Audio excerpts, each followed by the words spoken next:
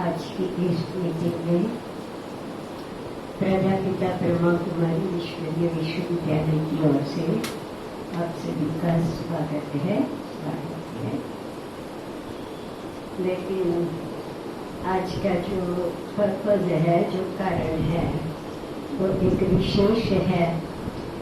आज हमारे सामने डॉक्टर शुभदाबेन उपस्थित है, जो कि खास पनवेल से आए हुए हैं और पनवेल में उनका हॉस्पिटल अभी प्रैक्टिस चलती है। तो पूनम बहन को बोलेगी मैं कि आप उसका गुलदस्ता दे करके स्वागत।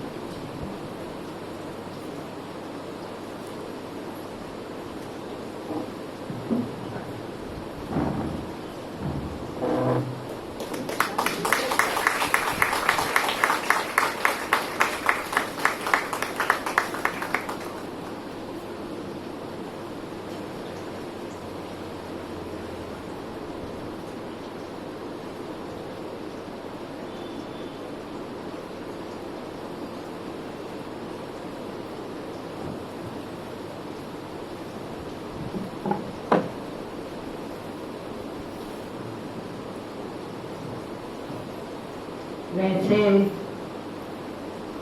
डॉक्टर शुभदाबेन को मिलना आज मेरे लिए भी पहली बार का है। नाम, ठाम, काम ये सब जानती थी। ये तीनों बातों का पता था, परंतु मिलना कभी हुआ ही नहीं सन्मुख में, प्रत्यक्ष में। आज पहली बार मिल करके हमें खुशी है कि वो अपनी ये सेवा के लिए हम सभी के सामने हैं। आप एक सुप्रसिद्ध स्त्री रोग तज्ञ अर्थात गायनेक हैं, साथ में ही मेडिटेशन एक्सपर्ट्स है, अर्थात बीके है, ब्रह्म कुमारी है, ईश्वरीय विश्वविद्यालय से अच्छी रीति जुड़े हुए हैं बहुत समय से, और योगा में बहुत इंटरेस्ट रखते हैं। योग के अनुभव भी कईयों को इनके साथ के हैं। पिछले 12 साल से आप ब्रह्म कुमारी संस्था से जुड़ करके अथक रूप से कई सारे प्रोग्राम्स कर रहे हैं, सेवा दे रहे हैं। वेलनेस ऑफ वुमेन, स्त्रियों के लिए स्वास्थ्य, गर्भ संस्कार, अद्भुत मातृत्व, साथ साथ फील गुड योगा, ये सारे प्रोजेक्ट उनके स्पेशल है। इसके आप नेशनल कोऑर्डिनेटर है। इन प्रोजेक्ट्स में आपने 1500 से ज्यादा प्रोग्राम्स लिए हैं। सामाजिक सेवाओं में विशेष रुचि है। आध्यात्म द्वारा दिव्य गुणों की जीवन में धारणा कैसे हो सकती है, इसका एक चैतन्य उदाहरण है अपने सामने।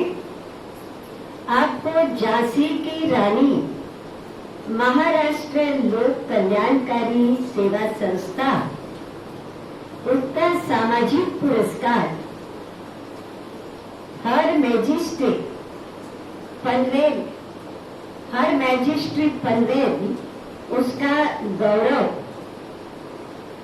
आदि से इनको नवाजा गया है, वह उनका स्वागत किया गया।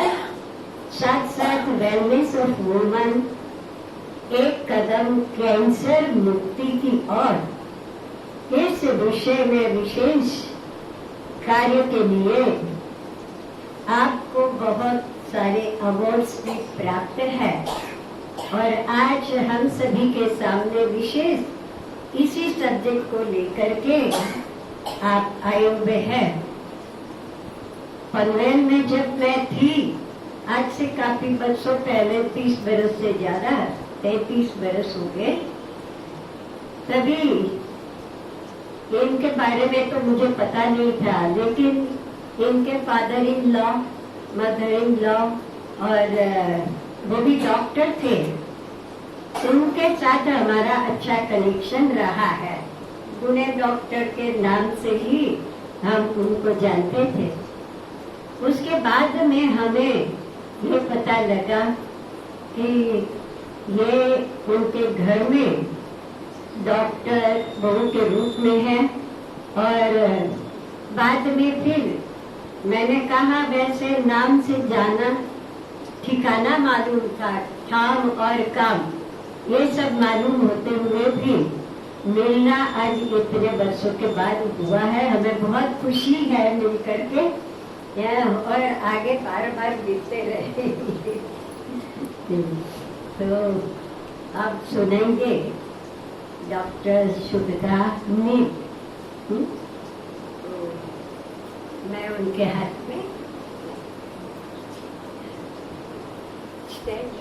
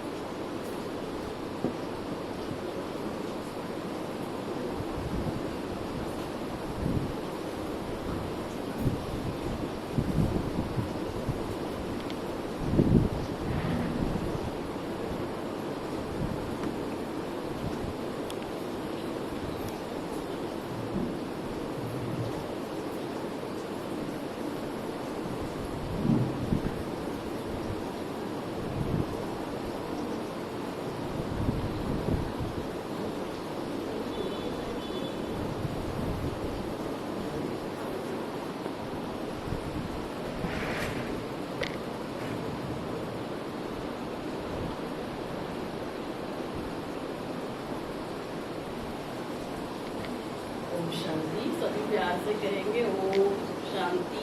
ओम शांति। थोड़ा सा मुस्कुराकर ओम शांति। ओम शांति। थोड़ा सा दिल से ओम शांति। ओम शांति। सपना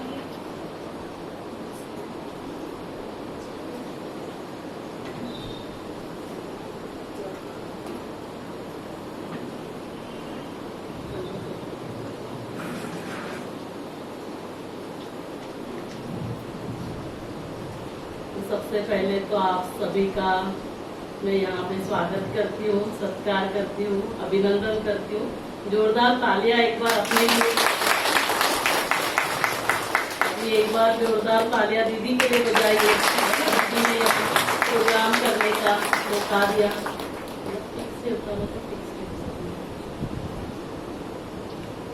तो आज विशेष यहाँ नासिक आना ही हो रहा था, तो मैंने सोचा अपने भाई बहने जो नासिक में है उन सबसे मिलना चाहिए, तो इसीलिए फिर यहाँ आपसे मिलने के लिए खास हम आए हैं। तो आज जैसे दीदी ने कहा कि काफी सारे हम प्रोग्राम्स करते हैं, गर्भ संस्कार का प्रोग्राम करते हैं, वेलनेस ऑफ वुमन का प्रोग्राम करते हैं, तो सोचा थोड़ा सा आपके साथ, क्योंकि विशेष मेरा टाटा हॉस्पिटल से कैंसर में है ना, क्योंकि आजकल बहनों में सर्वाइकल कैंसर, गर्भाशय का, मुख का कैंसर और ब्रेस्ट कैंसर ये काफी बढ़ रहा है, तो इसके लिए सोचा आप सभी से थोड़ा सा बात करेंगे। तो आप सभी को देखकर मुझे बहुत खुशी भी हो रही है और कुछ पंक्तियां याद आ रही है। किसी ने क्या खूब कहा है कि हजारों फूल चाहिए एक माला बनाने के लिए, हजारों दीपक चाहिए एक आरती सजाने के लिए, और हजारों बूंद चाहिए एक सागर बनाने के लिए, लेकिन क्या है बताइए, एक महिला या एक माँ अकेली काफी है घर को स्वर्ग बनाने के लिए, घर को स्वर्ग बनाने के लिए। और ये कौन कह रहा है? स्वयं परमात्मा आकर कहते हैं। और ये पूरे धरा को स्वर्ग बनाने के लिए जिम्मेवारी किसके ऊपर विशेष रखते हैं? माताओं के ऊपर, बहनों के ऊपर। तो जो माताएं इस धरा को स्वर्ग बनाएगी, वो अपना ध्यान रखती है कि अपने खाने पीने का, सोने का, एक्सरसाइज करना, मेडिटेशन करना, ऐसा ध्यान रखती है क्या? और यदि ध्यान नहीं रखेंगे तो फिर क्या क्या होगा बताइए, क्या क्या होगा? फिर काफी सारी बीमारियां माताओं को भी होती है, जैसे डायबिटीज है, ब्लड प्रेशर है, हार्ट अटैक है, डिप्रेशन है, कैंसर है, काफी सारी बीमारियां अभी माताओं में भी बढ़ रही है। तो विशेष कैंसर के बारे में हम देखेंगे, और उसमें भी 2 कैंसर जो मोस्ट कॉमन है माताओं में, एक कैंसर ब्रेस्ट कैंसर और दूसरा जो है वो गर्भाशय का मुखा का कैंसर। अभी ये सब कैंसर के बारे में क्यों जानना बहुत जरूरी है, क्योंकि हम इसे प्रिवेंट कर सकते हैं, हम इसे रोक सकते हैं यदि हमें इसके बारे में जानकारी होगी तो आप देखिए सर्वाइकल कैंसर जो गर्भाशय के मुख का कैंसर है, उसको प्रिवेंट करने के लिए, माना पूरे विश्व में एकमात्र कैंसर है जिसको हम प्रिवेंट करने के लिए हमारे पास वैक्सीन है। जैसे कोविड सभी को पता है, आप में से कितने लोगों ने कोविड का वैक्सीन लिया बताइए? सभी ने लिया ऑलमोस्ट, है ना, काफी होना, थोड़े बहुत रहेंगे नहीं लिया। क्यों हमने वैक्सीन लिया? ताकि फिर हमें कोविड नहीं होना चाहिए। अभी हम सभी ने पोलियो का वैक्सीन लिया है, हम अपने बच्चों को पोलियो का वैक्सीन देते, क्यों देते हैं? ताकि फिर पोलियो नहीं होना चाहिए। और आप देखेंगे भारत अभी पोलियो मुक्त हुआ कि अभी भारत में पोलियो के केसेस आते हैं? क्या लगता है आपको, क्या है आपका जनरल नॉलेज? भारत पोलियो मुक्त हो चुका है, पता है ना, क्योंकि हर एक घर में वो जो हमारी आशा आंगनवाड़ी सेविकाएं रहती है, 2-2 बूंद पिलाकर हमने पोलियो निर्मूलन किया है। जैसे पहले सबसे पहले देवी का जो होता था, स्मॉल पॉक्स होता था, तो वो अभी सब नहीं होता है। तो वैसे ही ये एकमात्र कैंसर है गर्भाशय के मुख का कैंसर जिसके लिए हमारे पास वैक्सीन है। लेकिन यदि आप भी, मैं पूछूंगी कि आप में से कितने हैं जिन्होंने गर्भाशय के मुख का कैंसर का वैक्सीन है ना, जिसको HPV वायरस की वजह से होता है, इसीलिए उसको HPV वैक्सीन दिया जाता है। तो आप में से कितने हैं जिन्होंने HPV वैक्सीन लगाया है? हाथ ऊपर करिए। देखो हार्डली 2 है ना, जो यंगस्टर्स है हमारे, तो उनको मालूम है, बाकी किसी को पता ही नहीं है कि इसका वैक्सीन होता भी है। तो अभी इसको कैसे प्रिवेंट कर सकते हैं? 2 तरीके, एक तो वैक्सीन है और दूसरा जो है वो है कि हम जल्दी इसको टेस्ट है जिससे हम डिटेक्ट कर सकते हैं।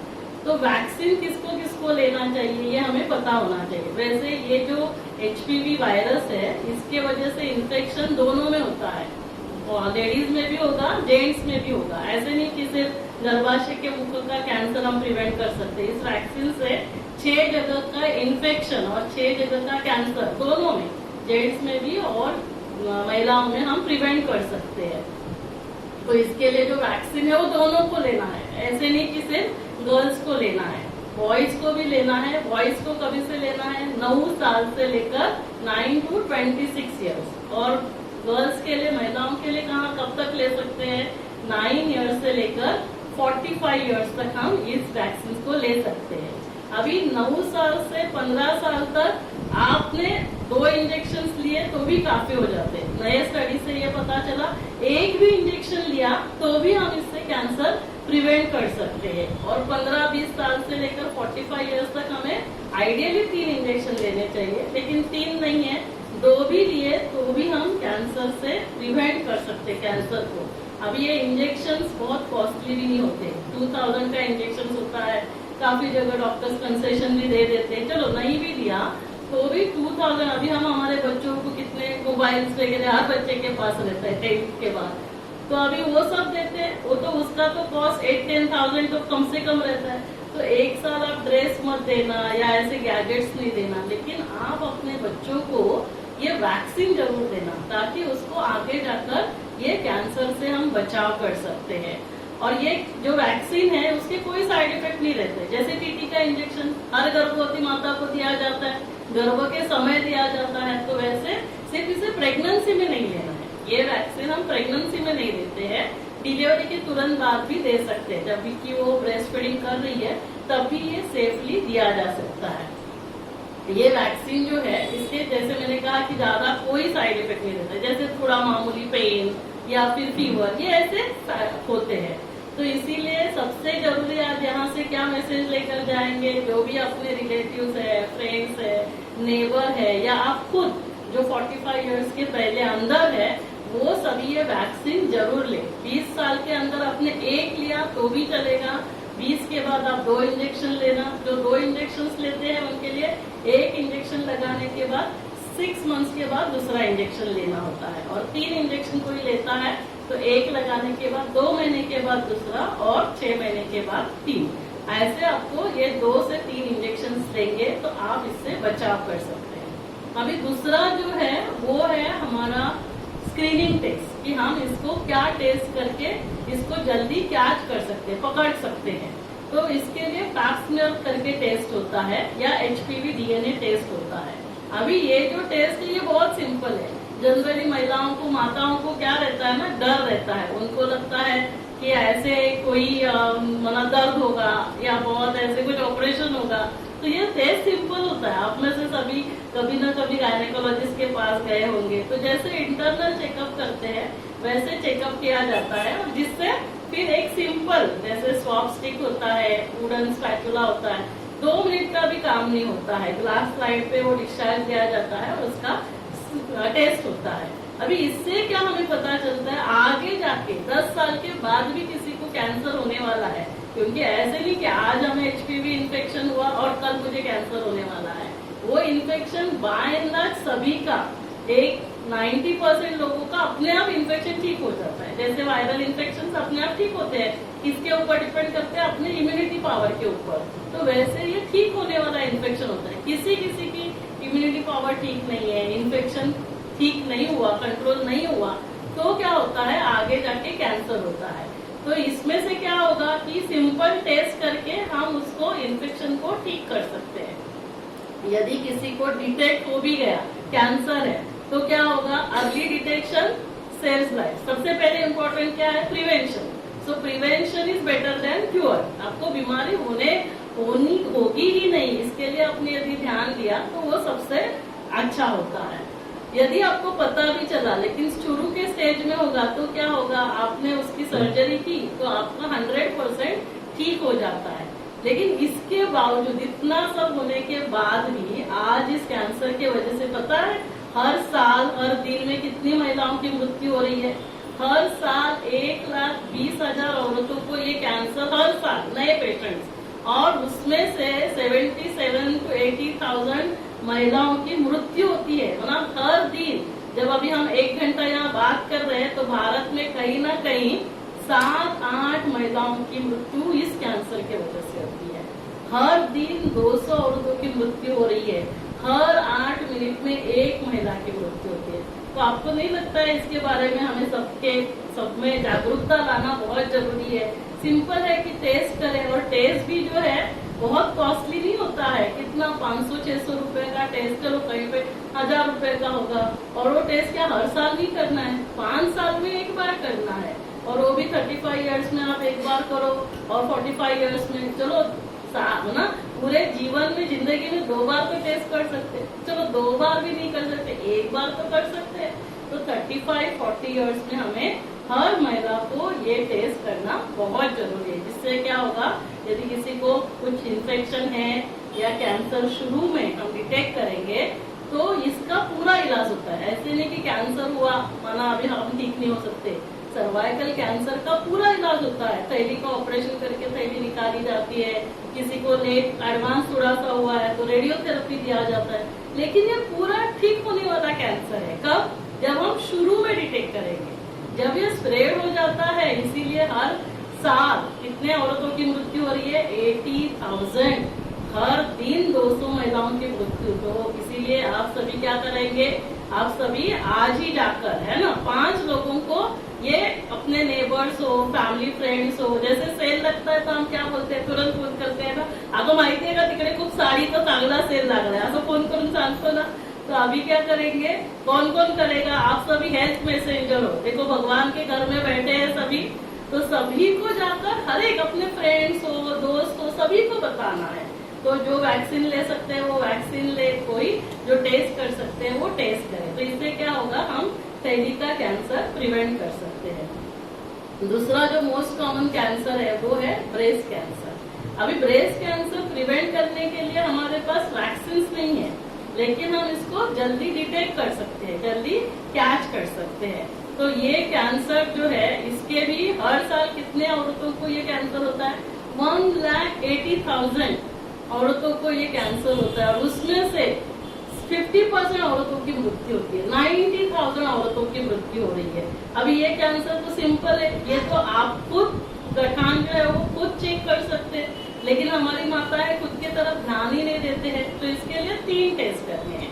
एक तो खुद है ना, सेल्फ ब्रेस्ट एग्जामिनेशन, हम खुद अपने ब्रेस्ट की स्तन की जांच करें। हर दिन नहीं करनी है, महीने में एक बार महावारी खत्म होने के बाद आपको खुद की ब्रेस्ट चेक करने हैं। उसमें देखना है कुछ सूजन है, कुछ रेडनेस है, उसमें से कुछ डिस्चार्ज आ रहा है, साइज कुछ छोटा बड़ा हो गया है, उसमें कोई गठान लग रही है, लंप लग रहा है, डिस्चार्ज आ रहा है, ब्लड डिस्चार्ज हो रहा है, ऐसे कुछ है तो आपको क्या करना है, डॉक्टर से सलाह लेनी है। कुछ भी नहीं है तो भी 35 इयर्स के बाद आपको डॉक्टर से एक बार अपना सेल्फ ब्रेस्ट एग्जामिनेशन करना चाहिए, और वो भी हर महीने नहीं, साल में एक बार जाकर आपको वो टेस्ट करनी है। और 40 इयर्स के बाद सोनोग्राफी होती है, तो सोनोमामोग्राफी जिसको हम कहते हैं, तो उसको आपको सोनोग्राफी करना है। तो ये सिंपल है। तो इससे क्या होगा कि एक तो कुछ छोटी सी भी गांठ है तो हम जल्दी उसको पकड़ सकते हैं। तो इससे क्या होता है, यदि जल्दी कैंसर को हम पकड़ लेंगे, ब्रेस्ट कैंसर भी फर्स्ट स्टेज में 99% क्योर होता है, मतलब ऑलमोस्ट 100% क्योर होता है। थोड़ा सा जो उसका जो स्प्रेड होता है एक्सिला में, कांख में, तो उसका 90 फिर भी 90% क्योर रेट है। जब वो आगे और स्प्रेड हो जाता है 3rd या 4th स्टेज, तब 25% उसका जो रिजल्ट मिलता है, और इसीलिए डेथ होता है। तो इसके वजह से, ब्रेस्ट कैंसर की वजह से 80,000 महिलाओं की हर साल मृत्यु नहीं होनी चाहिए। तो इसीलिए आपको क्या करना है, ये सभी को बताना है। सिंपल 3 बातें, खुद जांच करें महीने में एक बार, डॉक्टर से 35-40 इयर्स के बाद साल में एक बार चेकअप करा ले, और 40 इयर्स के बाद आपको क्या करना है, सोनोमामोग्राफी। अभी ज्यादातर देखा गया ये सारी जो भी बीमारी है, जो मैंने नाम लिए थे, डायबिटीज है, ब्लड प्रेशर है, हार्ट अटैक है, डिप्रेशन है, कैंसर है, ये सभी बीमारियों की जो जड़ है, साइंस खुद इन बातों को एक्सेप्ट करता है। क्या कहते हैं, ये सब बीमारियां साइकोसोमैटिक है, मतलब हमारी साइकी में, हमारी मन में ओरिजिनेट होती है, और वो फिर शरीर में मैनिफेस्ट होती है। तो शरीर में आने से पहले वो बीमारियां कहाँ आ रही है, मन में आ रही है। कितना 85 to 90% बीमारियां जो है वो हमारे मन में, साइकी में हमारी ओरिजिनेट होती है और फिर शरीर में जाती है। तो इन सभी बीमारियों से यदि हमें बचना है तो हमें क्या करना होगा, बताइए। शरीर के लिए क्या करना होगा, शरीर के लिए किस बातों का ध्यान रखेंगे, खान पान का, और क्या ध्यान रखेंगे, एक्सरसाइज। सिंपल देखो, अभी क्या हो गया है, हमारे जो पैर है ना ये ठंडे हो गए हैं, हमारा जो पेट है ना ये टाइट हो गया है, और ये सिर जो है ना ये गर्म हो गया है। इसको सिर्फ उल्टा करना है। क्या करेंगे, पैरों को गर्म करना है, पेट को नरम करना है, और सिर को क्या करना है, ठंडा करना है। पैरों को गर्म करना है, बना क्या करोगे बताइए, पैरों को चलना, क्या करना है, वॉकिंग करना है, आपको थोड़ा आसन प्राणायाम करना है, एक्सरसाइज करना है। पैरों को गर्म करने के लिए विशेष एक्सरसाइज, वॉकिंग। माताओं को कहेंगे एक्सरसाइज करने के लिए, तो माताएं क्या बोलती है, पूरा दिन तो हम काम ही करते हैं, अभी था तो यही बोलते हैं। तो वो क्या होता है, वो एक्सर्शन होता है आपका, वो एक्सरसाइज नहीं होता है। आपको खुद के लिए समय एक आधा घंटा कम से कम निकालना ही होगा। क्यों निकालना है, क्योंकि आप ठीक रहेंगे तो आपका पूरा घर ठीक रहता है। देखो, भाइयों को कुछ होता है तो घर पूरा प्रयास नहीं होता है, लेकिन घर की माताओं को, महिलाओं को यदि कुछ हो जाता है तो हमारा पूरा घर कोलैप्स हो जाता है। तो यदि हमें घर का ध्यान रखना है तो पहले किसका ध्यान रखना होगा, खुद का ध्यान रखना होगा। आप में से जो कभी फ्लाइट से गए होंगे तो अनाउंसमेंट होती है कि ऑक्सीजन लेवल कम हो जाएगी, तो पहले क्या करना है, खुद का मास्क लगाना है।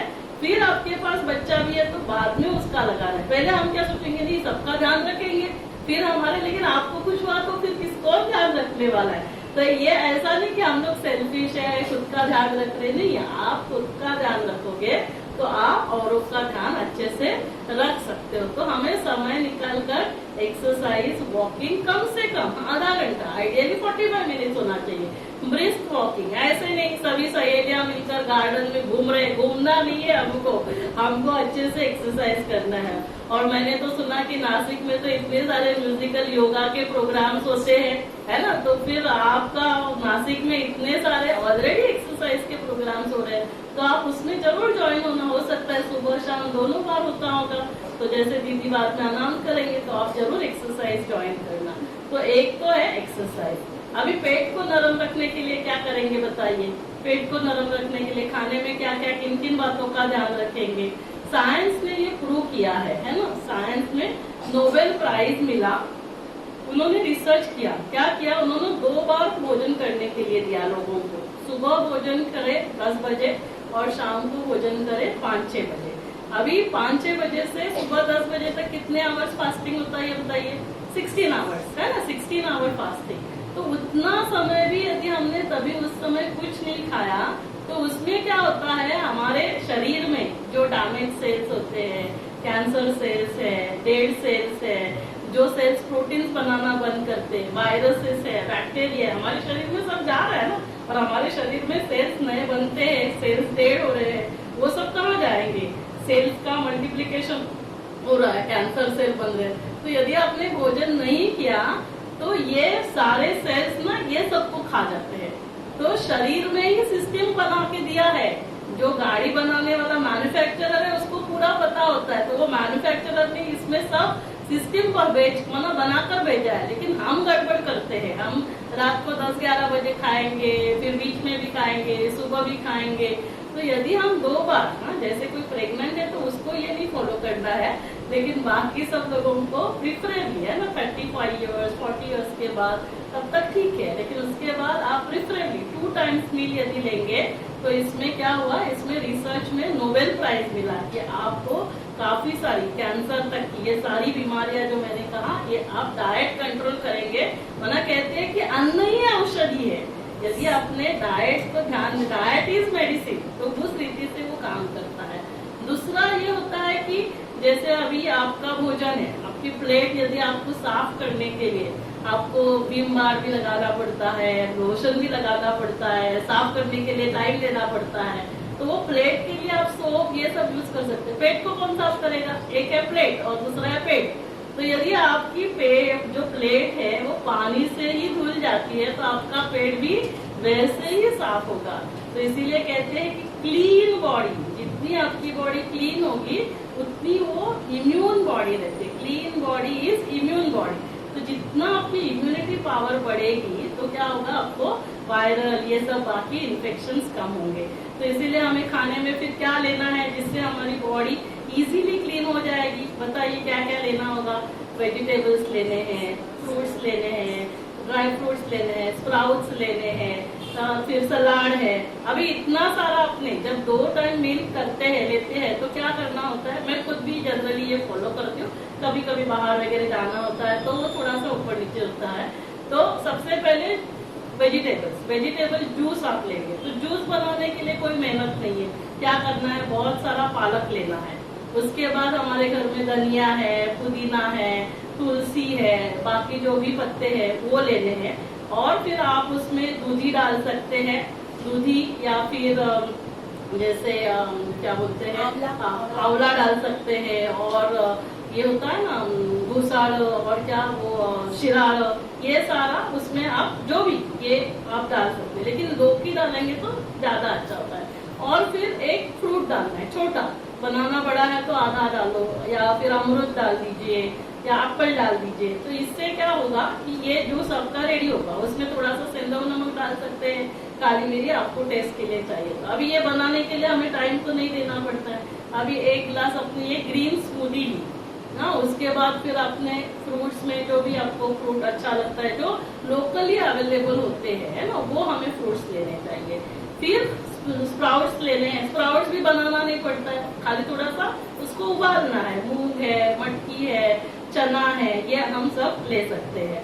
फिर आपके खाने में ड्राई फ्रूट्स में रोज रात को आप 4 अखरोट और 4 बादाम भिगो के रखना, तो वो आपको लेने हैं। अभी जब स्प्राउट्स ले रहे हो उसमें आप सींग भी डाल सकते हैं, तो वो भी प्रोटीन उससे अच्छे जाते हैं। अभी इतना सारा खाने के बाद रोटी सब्जी के लिए ज्यादा जगह रहेगी क्या? तो कितना जाएगा? 1 आध रोटी जाएगी, ज्यादा तो नहीं जाएगी। रोटी में भी प्रेफरेबली आप ज्वार बाजरा की रोटी लेनी है, उसमें आप मल्टीग्रेन्स डाल सकते हैं, आप उसमें ओट्स डाल सकते हैं, तो ये आप मिलेट्स डाल सकते हैं। तो ये ऐसे चेंज करके लेना है। प्रेफरेबली राइस हमारा कम होना चाहिए।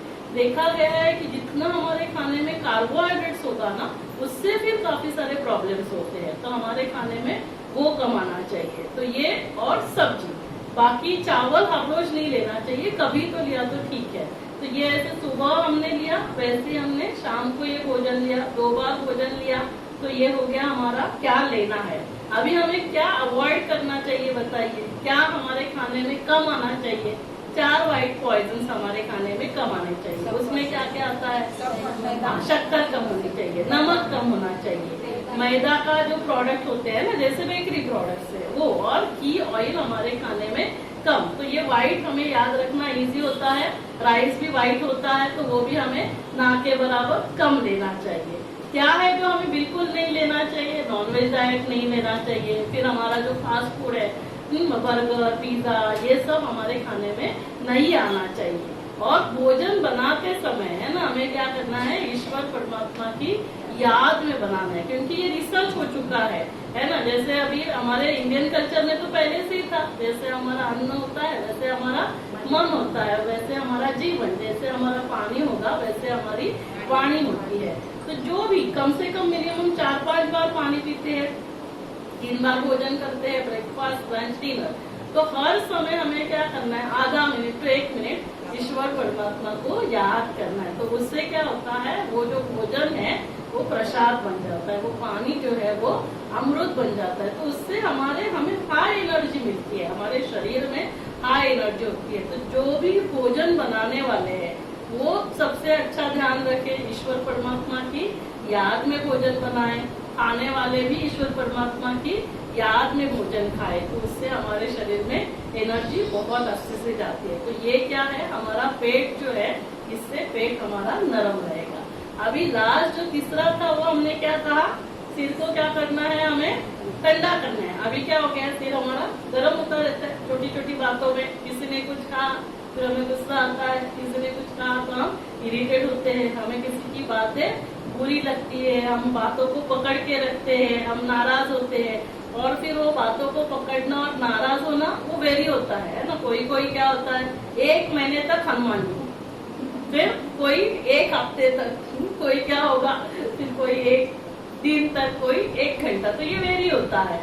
अभी इससे क्या होता है, साइंस ने प्रूव किया, जब भी आप ऐसे गुस्सा करेंगे, इरिटेट होंगे, तो आपके शरीर में जो सिस्टम है वो ऑटोमेटिक काम करती है।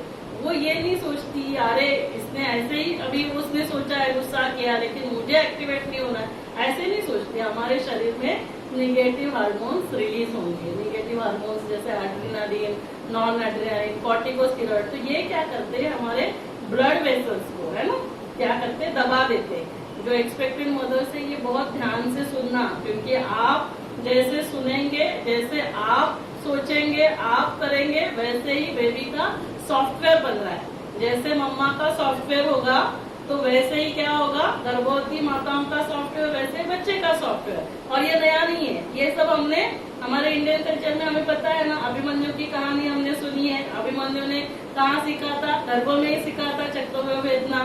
आप देखिए अष्टावक्र जी, जो भी इतनी सारी कहानियां हैं। प्रहलाद, अभी प्रहलाद जो थे वो क्या थे, राक्षस के बेटे है ना, हिरण्यकश्यप के। लेकिन प्रहलाद को क्या दिखाते हैं, विष्णु भक्त दिखाते हैं। कैसे बना विष्णु भक्त, उसके शरीर में जीन्स कौन से थे, उस निगेटिव जीन्स थे, राक्षस माना निगेटिविटी।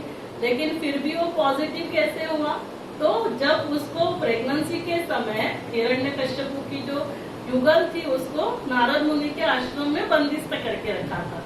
तो एनवायरमेंट का भी असर होता है, माँ का तो असर हो ही रहा है, लेकिन जिस घर में प्रेग्नेंट है ना, जो गरोदर माता रहती है, एक्सपेक्टेड मदर्स, वो पूरे फैमिली मेंबर्स को ध्यान देना है, क्योंकि सभी का असर उस बच्चे के ऊपर होता है। लेकिन सबसे ज्यादा असर किसका होता है, मम्मा का होता है। तो जैसे मम्मा यहाँ सोचेगी तो वो कहाँ जाएगा, वो बेबी तक जाएगा। तो अभी यदि हमने छोटी छोटी बातों में गुस्सा किया तो क्या होगा, हमारे नेगेटिव हार्मोन्स रिलीज हो गए। अभी ब्लड वेसल पाइप दब गया तो क्या हुआ, आपको ब्लड सप्लाई, ऑक्सीजन सप्लाई कम मिल रहा है। आप थोड़ा सा सीन सामने लेकर आओ, कोई भी जब गुस्सा करते हैं तो क्या होता है, हम हाइपर वेंटिलेट करते हैं, हंसना चालू करते हैं। फिर हम लोग क्या बोलते हैं, आप सब लोग अभी चले जाओ, मुझे बैठने दो। तभी क्या होता है, हमारा रेस्पिरेटरी रेट, ब्रीदिंग नॉर्मल हो जाता है। आप तभी आपके घर में, कोविड में हम सभी के घर में ऑक्सीमीटर है ना। तो आप देखना जब गुस्सा करते हो ऑक्सीमीटर लगा के, तो आपका ऑक्सीजन लेवल कम हो जाता है, आपका ब्लड प्रेशर बढ़ता है, आपका हार्ट रेट बढ़ता है। यदि मम्मा को ये सारा होगा तो बेबी को भी होगा कि नहीं उसका असर, तो सभी को होता है।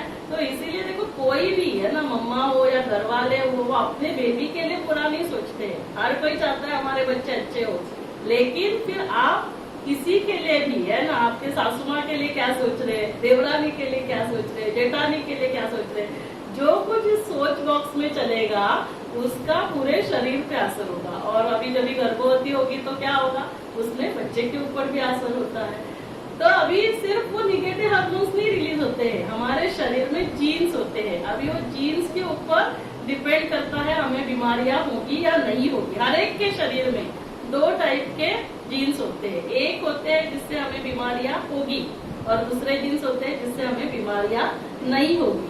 अभी ये डिपेंड करता है हमारी लाइफस्टाइल कैसे है। यदि मेरी लाइफस्टाइल हेल्दी है तो हमारे डिसीज प्रिवेंटिंग जो जीन्स है ना, जिससे बीमारियां नहीं होगी, वो स्विच ऑन होते हैं, और डिसीज कॉजिंग जो जीन्स है वो स्विच ऑफ हो जाते हैं, तो हमें बीमारियां नहीं होती है। तो हेल्दी लाइफस्टाइल माना क्या? हेल्दी लाइफस्टाइल बोलेंगे तो सब लोगों को तुरंत क्या लगता है, एक्सरसाइज लगता है, डाइट। लेकिन लाइफ स्टाइल, लाइफ की स्टाइल, ये शरीर लाइफ नहीं है। लाइफ क्या है? ये जो है आत्मा, ये लाइफ है। इसकी स्टाइल क्या है? क्या ये शांत रहता है, क्या ये खुश रहता है, या ये छोटी छोटी बातों में गुस्सा करता है, नाराज होता है, मूड ऑफ होता है? ऐसी लाइफस्टाइल होगी तो क्या होगा, फिर हमारे जो डिसीज कॉजिंग जीन्स वो ओपन अप होंगे और डिसीज प्रिवेंटिंग जीन्स वो स्विच ऑफ हो जाएंगे। इसीलिए फिर बीमारियां हो रही है, डायबिटीज हो रहा है, कैंसर, और कैंसर के जीन्स होते हैं। अभी वो डिपेंड करेगा आपकी लाइफस्टाइल यदि अच्छी है तो वो ओपन अप नहीं होंगे। तो दूसरा होता है हमारी जीन्स जो सिस्टम है वो एक्टिवेट होती है। तीसरा होता है हमारी इम्यून पावर। यदि हम बहुत अच्छे हेल्दी लाइफस्टाइल है तो हमारी इम्यून पावर भी बहुत अच्छी होती है। यदि हम छोटी छोटी बातों में नाराज होते रहेंगे, गुस्सा करते रहेंगे, तो क्या होता है, इम्यून पावर भी कम होती है, और इसीलिए फिर हमें वायरल इन्फेक्शन, बैक्टीरियल इन्फेक्शन होते रहते हैं। काफी बार लोगों को क्या रहता है कि वो बातों को इतना पकड़ के रखते हैं की वो क्या हो जाता है ना, वो अंदर ही वो सब गाठे बन जाते हैं। मराठीमध्ये म्हणतात आतल्या गाठीचा, आतल्या गाठीचा बना क्या, अंदर सब गाठे तैयार हो रही है, क्योंकि हम सभी पकड़ के रखते हैं। तो जो जो बातों को पकड़ के रखेंगे तो क्या होगा, कैंसर की गाठे तैयार होगी, हार्ट में गाठे तैयार होगी। हमारा ना एक ब्रह्मा कुमारी का बहुत अच्छा प्रोजेक्ट चलता है जिसको कहते हैं कैट प्रोजेक्ट। हार्ट अटैक जिनको होता है उनके लिए ये प्रोजेक्ट होता है। तो ये प्रोजेक्ट में क्या देखा गया, जिनको भी हार्ट अटैक आता है तो ऐसे, सपोज वाइफ को हार्ट अटैक आता है तो हस्बैंड को जाना है, हस्बैंड को हार्ट अटैक आया है तो वाइफ को जाना है। 1 हफ्ता के लिए ब्रह्मा कुमारी का हेडक्वार्टर माउंट आबू है, वहां पे रखा जाता है। क्योंकि वाइफ को आ रहा है हस्बैंड की वजह से, हस्बैंड को आ रहा है वाइफ की वजह से, दोनों को जाना पड़ेगा। तो फिर दोनों वहां पे जाते हैं और 1 हफ्ता में उनको यही सारा जो अभी हम डिस्कस कर रहे थे, डाइट, एक्सरसाइज, मेडिटेशन, ये सारा सिखाया जाता है। और फिर उससे 1 हफ्ते के अंदर, क्योंकि वहाँ लाइफस्टाइल ही अलग है, आपको कुछ ज्यादा सोचना ही नहीं है, आप बहुत अच्छी अच्छी बातें सुन रहे हो, आप एकदम रिलैक्स हो, तो क्या होता है हमारे शरीर में जो ब्लॉकेजेस है वो भी खुल जाते हैं। हमारे जो पैरामीटर्स, कोलेस्ट्रॉल, ब्लड टेस्ट, वो भी नॉर्मल आ जाते हैं। अभी ये जो रिसर्च है वो 1-2 पेशेंट के ऊपर नहीं है, ये रिसर्च ब्रह्मा कुमारी ने 1998 में शुरू किया था। और ये रिसर्च किसके कोलैबोरेशन में था, DRDO, defence research development organisation. और इसके डायरेक्टर कौन थे तभी के पता है, 1998 में डॉक्टर APJ अब्दुल कलाम। अभी डॉक्टर APJ अब्दुल कलाम ऐसे ही हवा में बातें एक्सेप्ट नहीं करने वाले हैं। तो ब्रह्मा कुमारी माउंट आबू में हमारा ग्लोबल हॉस्पिटल है, उनके कोलैबोरेशन में ये रिसर्च हुआ।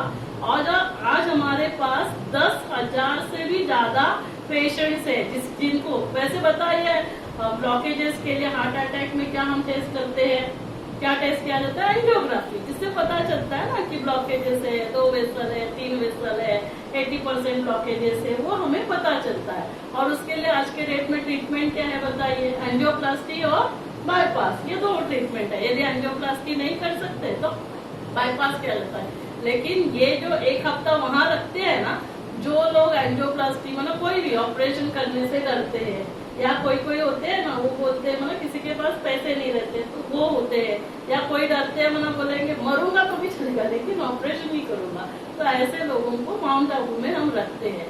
तो आज हमारे पास 10,000 से भी ज्यादा पेशेंट्स है जिनको हमने विदाउट एंजियोप्लास्टी बाईपास ठीक किया, और ये भारत ने, ब्रह्मा कुमारी ने सबसे बड़ा रिसर्च पूरे विश्व को दिया।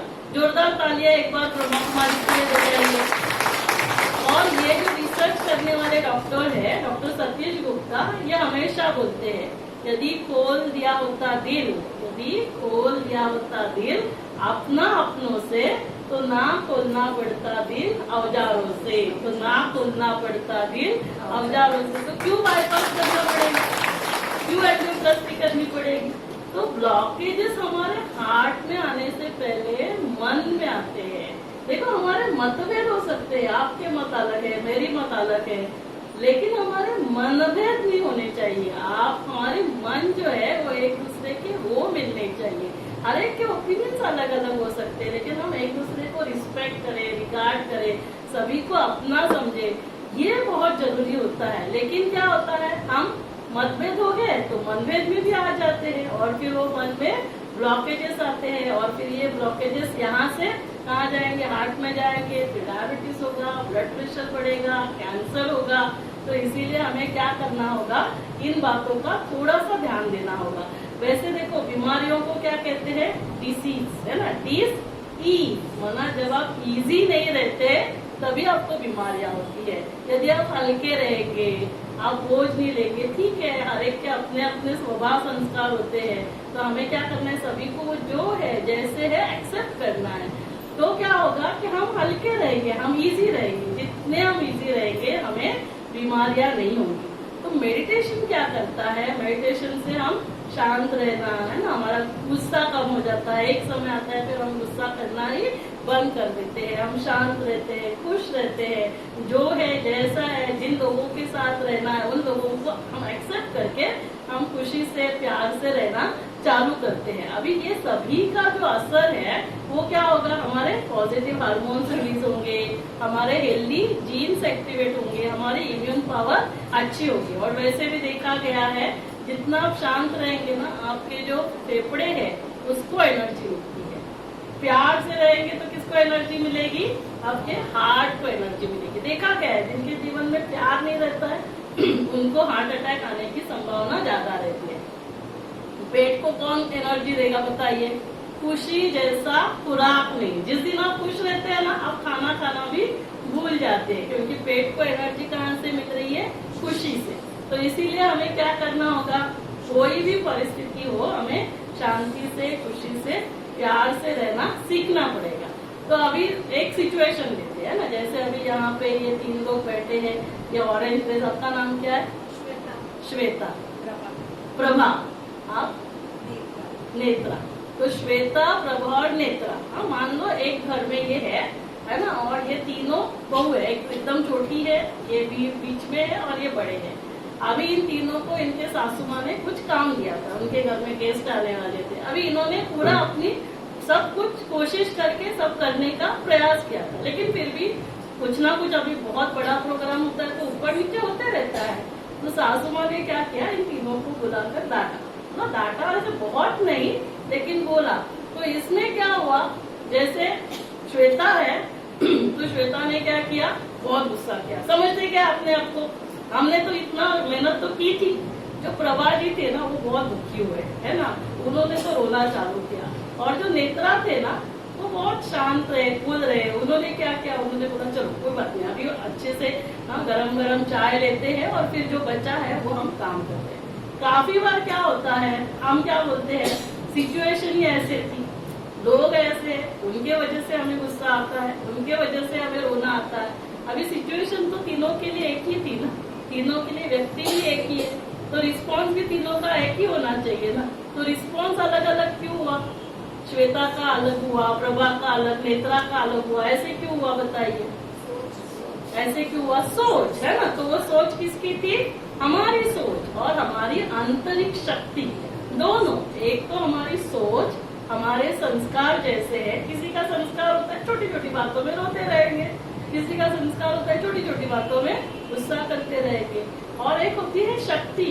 हमारे पास कभी कभी हमें पता होता है, काफी बार हमें पता होता है, हम बोलते हैं ना अरे छोड़ो ना, अभी अगले टाइम से ना मैं नहीं गुस्सा करूंगी, मुझे ही तकलीफ होती है तो क्या करना है गुस्सा करके, मुझे ही तकलीफ होती है क्या है रोने से, ये लोग तो सुधरते नहीं है। फिर भी हम सिचुएशन आती है और फिर गुस्सा कर लेते हैं। क्यों? क्योंकि आंतरिक शक्ति की कमी है। तो क्या करना होगा? आंतरिक शक्ति को भी बढ़ाना होगा और हमारे संस्कारों को भी परिवर्तन करना होगा। तो संस्कारों को परिवर्तन करने के लिए जैसे प्रभा जी ने बिल्कुल सही कहा, क्या कहा?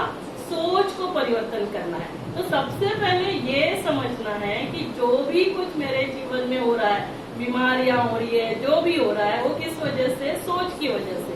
और वो सोच किसकी है? मेरी है। तो किसको बदलना होगा?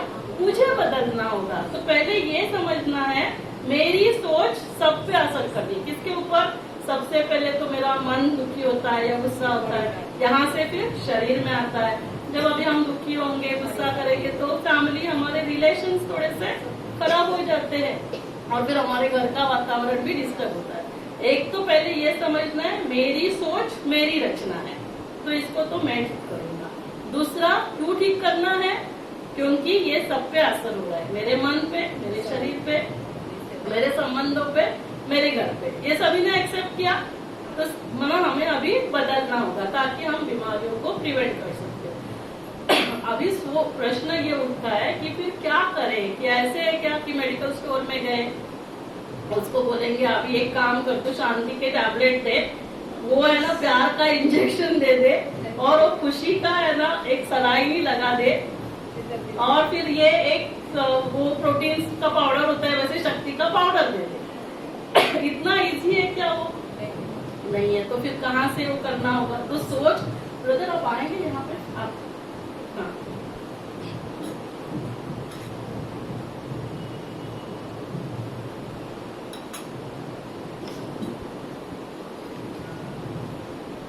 नाम क्या है आपका? सचिन भाई के लिए एक बार जोरदार तालियां बजाइए।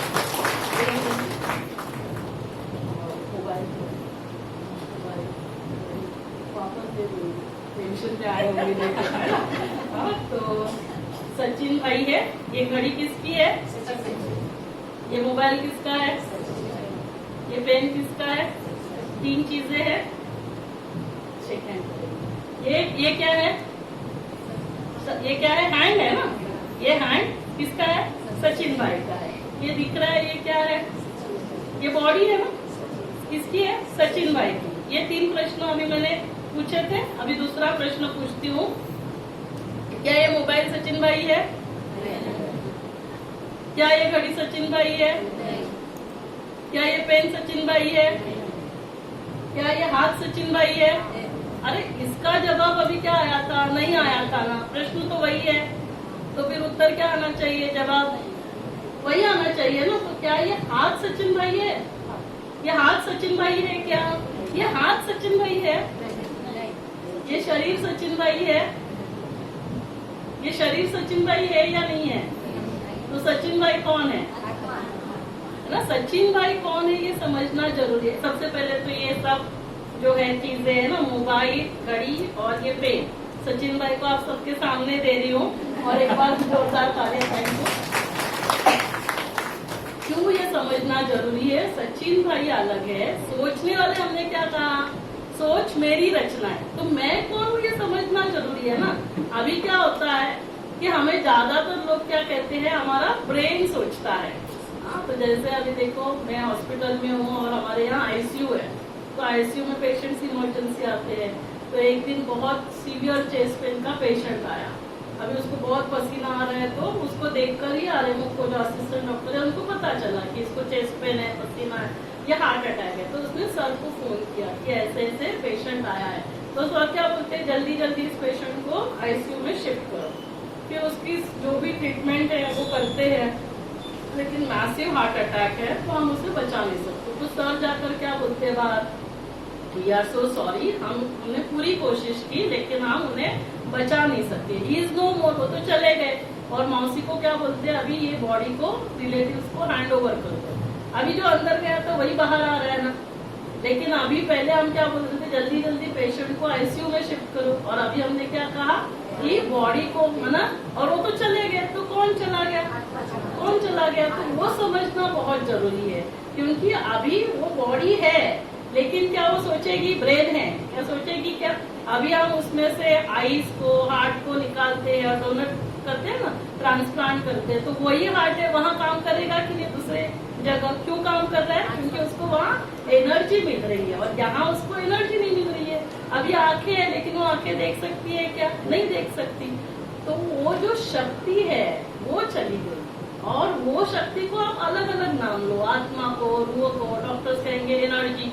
तो अभी वो शक्ति जो थी वो सोचने वाली शक्ति है, वही निर्णय लेने वाली शक्ति है। तो जो आत्मा है उसके बारे में जानना बहुत जरूरी है, क्योंकि वही क्या करती है, सोचती है, मन से सोचते हैं, बुद्धि से निर्णय लेते हैं, और जो हम कर्म करेंगे वो क्या होते हैं, संस्कार बनते हैं। तो वो कहाँ जाते हैं, हमारे सबकॉन्शियस माइंड में, और मन से हम कॉन्शियसली सोचते हैं। तो कॉन्शियसली हम सबको पता है ये सही है, ये गलत है, लेकिन संस्कार कहाँ जा रहे हैं, इम्प्रेशन सबकॉन्शियस माइंड में।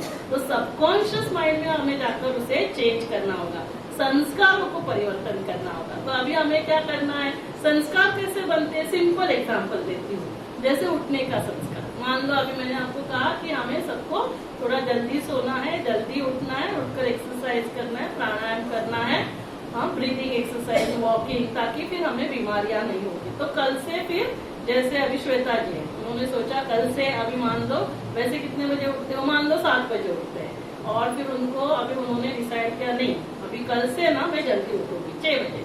तो श्वेता जी क्या करेंगे, घर जाएंगे, आज रात को अलार्म सेट करेंगे 6 बजे का, 6 बजे अलार्म बजा, फिर श्वेता जी सोचेंगे कि अभी उठना चाहिए, मैडम ने कल बोला था। तो मन में क्या होगा, सोच चलेगी, विचार आएगा कि मुझे उठना चाहिए। फिर मन और सोचता है, अरे लेकिन कल सोने को भी तो बहुत लेट हो गया था, और फिर मैडम कहते हैं 7-8 घंटा नींद भी होनी चाहिए, आज दोपहर को भी नींद नहीं होने वाली है, तो आज नहीं, हम कल से उठते हैं। तो हम क्या करते हैं, श्वेता जी ने अलार्म बंद कर दिया, फिर सो गई, फिर कल वापस सोचेंगे नहीं अभी परसों तो उठना है, तो कल वापस अलार्म सेट किया, फिर सुबह अलार्म बजेगा, मन में विचार आएगा, लेकिन फिर दूसरा भी विचार आता है कि नहीं वापस कहीं जाना है, तो दोपहर को भी नींद नहीं होने वाली। ऐसे करके हर दिन श्वेता ने अलार्म बंद किया, तो क्या हुआ, हर दिन तो आप 7 बजे उठेंगे, और धीरे धीरे क्या हो जाता है, जो घर के लोग हैं ना उठ जाते हैं, और श्वेता उठती नहीं है, तो घर वाले उठ जाते हैं, और वो घर वाले बोलते हैं कि एक तो आप अलार्म लगाना बंद करो, या लगाओगे तो उठकर उसको बंद करते जाओ। हमारे ब्रेन में न्यूरोप्लास्टिसिटी माना एक तथास्तु मशीन है, आप जो करेंगे उसको तथास्तु करता है। आप सुबह जल्दी उठेंगे तो आपके ब्रेन में जैसे वायर्स होते हैं ना, वैसे वायर्स कनेक्शंस तैयार होते हैं, और उससे फिर हमारे संस्कार बन जाते हैं। जैसे अभी हम गाड़ी चलाना सीखते हैं, तो शुरू में देखो आप गाड़ी चला रहे हैं, तो फिर आप कहीं पे भी ध्यान नहीं देंगे, है ना, आप किसी से बात नहीं करेंगे, आप म्यूजिक ऑन नहीं करेंगे, और धीरे धीरे क्या हो जाता है, 1 महीने के बाद आप फिर सैंडविच भी खा रहे हो, आप म्यूजिक भी चला रहे हो, मोबाइल आएगा तो बात भी, तो क्या हुआ, संस्कार बना आपका, सबकॉन्शियस माइंड में गया। तो अभी आप कॉन्शियसली नहीं, आप ऐसे ही बात करते करते घर आ जाता है। तो ऐसे हमारे जो चीज हम बार बार करेंगे उससे हमारे क्या होते हैं, कर्म, वो संस्कार बन जाते हैं। तो जैसे ये स्थूल संस्कार है, उठने के, सोने के, खाने के, एक्सरसाइज करने के, वैसे ही अभी हमें सूक्ष्म संस्कार बनाने, चाहे कुछ भी हो जाए, मुझे क्या करना है, शांत रहना है, तो क्या करना होगा, बार बार शांति से सोचना होगा, शांति से बोलना होगा, शांति से कर्म करने होंगे। तो क्या हो गया, मेरा सबकॉन्शियस माइंड में प्रोग्रामिंग चेंज हो गया, फिर हम शांति के संस्कार बने, वैसे ही हमारे प्यार के संस्कार बनेंगे, वैसे ही हमारे क्या होंगे, खुशी के संस्कार बनेंगे। और यदि गर्भवती माँ के संस्कार ऐसे बनेंगे तो बच्चे के भी संस्कार बनेंगे। उसको पता ही नहीं होगा गुस्सा क्या होता है, वो बाहर आने के बाद कोई गुस्सा कर रहे तो बोलेंगे ये लोग क्या कर रहे हैं, क्योंकि उसने मम्मा को देखा ही नहीं, घर वालों ने कभी गुस्सा किया ही नहीं। तो उसके लिए क्या होगा, उसको लगेगा जब मम्मा गुस्सा करे तो उसको लगेगा अरे कहाँ मैं जेल में फंसा हूँ, और यदि वो खुश रहेगी, मम्मा बहुत शांत रहेगी, तो उसको क्या लगेगा, अरे ये तो मैं महल में हूँ। महल में क्या होती है, खुशी होती है, सुख शांति होती है। तो इसलिए गर्भवती माताओं को बहुत ध्यान देना होता है, चाहे कुछ भी हो जाए, लेकिन मुझे क्या करना है, अपने लिए, मेरी बेटी के लिए मुझे खुश रहना है, शांत रहना है, प्यार से रहना है। और इसके लिए ना हमें अलग से कुछ करना नहीं है। भगवान ने ऑलरेडी, वो जो मेकर है ना इस गाड़ी का, उसने इसको फिट करके भेज दिया है। उसने ओरिजिनल संस्कार, वैसे हम सभी के 5 टाइप के संस्कार होते हैं। एक जो हम पास्ट बर्थ से लेकर आते हैं, दूसरे जो हमें फैमिली मेंबर्स से मिलते हैं, जेनेटिक है ना, हमारे family members, extended family members. तीसरे होते हैं जो संग कारण है, एनवायरमेंटल। चौथे होते हैं विल पावर। और 5वां मोस्ट इम्पोर्टेंट संस्कार जो हर एक के अंदर है, गॉड गिफ्टेड। उसमें गॉड ने पार्शलिटी नहीं की है, उसने सभी को ये फोल्डर देकर भेजा है। तो वो 7 संस्कार है। 7 संस्कार कौन से हैं? सबसे पहले है ज्ञान, उसके बाद है पवित्रता, फिर शांति, प्यार, खुशी, आनंद और शक्ति। अभी ये याद रखने के लिए बहुत सिंपल है। सबसे पहले मैंने क्या कहा, ज्ञान। देखो अभी आपको ये ज्ञान मिल रहा है, आप में से काफी लोगों को ऑलरेडी होगा, जो नए हैं उनको पहले पता चला होगा कि चलो हम शरीर नहीं, हम कौन है, हम आत्मा है। और अभी जब ये शरीर के माता पिता होते हैं तो आत्मा के भी माता पिता होंगे, तो आत्मा का माता पिता कौन है, परमात्मा। और वैसे कोई को ज्ञान हो नहीं हो, सब बोलते हैं हम एक भगवान के बच्चे। कोई बोलता है कि हम अलग अलग भगवान के बच्चे, सभी बोलते हैं भगवान एक है, गॉड इज वन, ईश्वर एक है, अल्लाह एक है, और हम सभी उसी के बच्चे हैं। वसुदैव कुटुंबकम, ये पूरी धरा ही एक परिवार है ना, तो पूरा विश्व ही एक परिवार है। तो अभी विश्व सब परिवार है, तो हम सभी कौन हो गए, भाई बहन हो गए। तो फिर हम अपने भाई बहनों के लिए कुछ गलत सोचेंगे क्या? अभी हर एक के लिए अच्छा सोच रहे हैं, स्वच्छ सोच रहे हैं, शुद्ध सोच रहे हैं, तो क्या होगा, मन पवित्र हो जाता है, शुद्ध हो जाता है। अभी सभी के लिए हम अच्छा सोचेंगे तो हम कैसे रहेंगे, शांत रहेंगे, शांति होती है। अभी हर एक अपना ही है, तो हर एक के लिए आत्मिक प्यार हो जाता है। तो सबसे पहले ज्ञान, उससे क्या हुआ, पवित्रता आई, फिर हम शांत हो गए, फिर प्यार हो गया।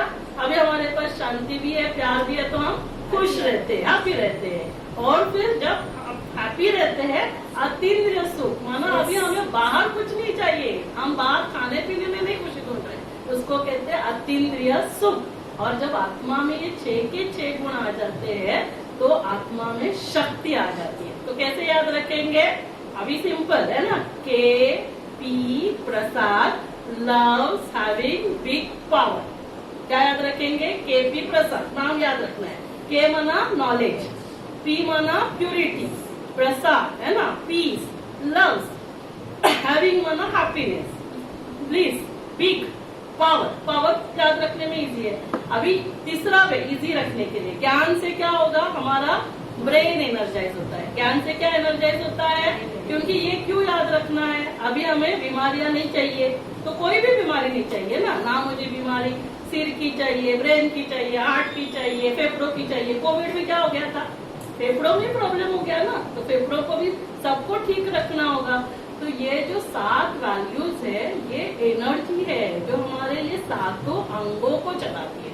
सभी अलर्ट हो, सभी ठीक से सुन रहे हैं ना, थोड़ा लंबा लंबा हाथ ऊपर करे, दोनों हाथ, सभी सुन रहे हैं, वेरी गुड। तो ज्ञान किसको एनर्जाइज करेगा, ब्रेन, ठीक है। पवित्रता क्या करती है, मेरी सभी कर्मेंद्रियों को पवित्र बनाती है। मेरी आंखें कुछ गलत देखेगी नहीं, मेरे कान कुछ गलत सुनेंगे नहीं, मेरा मुख कुछ गलत बोलेगा नहीं, कुछ गलत खाएगा नहीं, कुछ गलत पिएगा नहीं, क्योंकि ये सभी से ही हमारी सोच बनने की है। जो आप देख रहे हो, जो आप सुन रहे हो, जो आप बोल रहे हो, जो खा रहे हो, जो पी रहे हो, वही आप हो। मैं कौन हूँ, जो मैं देख रही हूँ, जो मैं सुन रही हूँ। तो इसीलिए यदि ये सारा पवित्र हो गया तो क्या होगा, सारा शुद्ध हो गया, तो सब कुछ अच्छा अंदर जाएगा, यहाँ से। और आप सोचो गर्भवती माता का सब यहाँ से अच्छा गया, तो क्या होगा, उस बच्चे के ऊपर वो कितना एकदम बुद्धिमान चरित्रवान होगा। फिर शांति, शांति किसको एनर्जाइज करती है, हमारे फेफड़ों को। खुशी किसको, प्यार किसको एनर्जाइज कर रहा है, हार्ट को, खुशी किसको एनर्जाइज कर रही है, पेट को, है ना। तो पेट में एसिडिटी, हमारे पास पेशेंट आते हैं, बोलेंगे मैडम पहले वो एसिडिटी की मेडिसिन लिखो, क्यों? क्योंकि छोटी छोटी बातों में इरिटेट होते रहते, खुशी ही नहीं है, तो इसीलिए एसिडिटी होती रहती है। तो खुशी जैसा खुराक नहीं। फिर क्या है, फिर ब्लीस, आनंद। आनंद किसको एनर्जाइज करता है, हमारे हार्मोन सिस्टम को। तो जो लेडीज में सारे जितने भी पीरियड्स, माहवारी, ब्रेस्ट, ये सारे हार्मोन से रिलेटेड रहते हैं। तो जितना हार्मोन्स माना, देखो थायराइड, ज्यादा प्रॉब्लम थायराइड को माताओं में रहता है, भाइयों में इतना नहीं रहता है। तो ये सारा इम्बैलेंस होता है। तो जब आप अतीन्द्रिय सुख आनंद में रहेंगे तो थायराइड की बीमारी, अभी जैसे इंसुलिन, ये भी क्या है, हार्मोन है। तो जितना जितना आप आनंद में, अतीन्द्रिय सुख में रहेंगे तो क्या होगा, आपके हार्मोनल सिस्टम परफेक्ट काम करेगी। और लास्ट है पावर। पावर किसको एनर्जी देगा, बोलिए? पावर के लिए दिखाते हैं ना, देख मेरे में कितनी पावर है, बना क्या, मसल्स और बोन। मसल्स और बोन को कौन एनर्जी देता है, शक्ति। तो ये सातों ही गुण जब हम मेडिटेशन करते हैं तो हमारे अंदर ये भरपूर हो जाते हैं। फटाफट रिवाइज करेंगे। ज्ञान किसको एनर्जाइज करेगा, ब्रेन को। प्योरिटी, पवित्रता किसको एनर्जाइज करेगी, कर्मेंद्रियों को, ठीक है। फिर शांति किसको एनर्जाइज करेगी, फेफड़े को, है ना। प्यार किसको एनर्जाइज करेगा, खुशी किसको एनर्जाइज करेगा, पेट को। ब्लीस, आनंद किसको एनर्जाइज, एंडोक्राइन सिस्टम, हार्मोन्स, है ना, जिसको हम हार्मोन्स याद रखना ही है। और पावर, शक्ति किसको एनर्जाइज करेगा, मसल्स एंड बोन। तो अभी ये 7 वैल्यूज से भरपूर होना है। तो कैसे भरपूर होंगे, अभी ये 7 वैल्यूज हमारे पास है तो हमारा शरीर स्वस्थ होगा।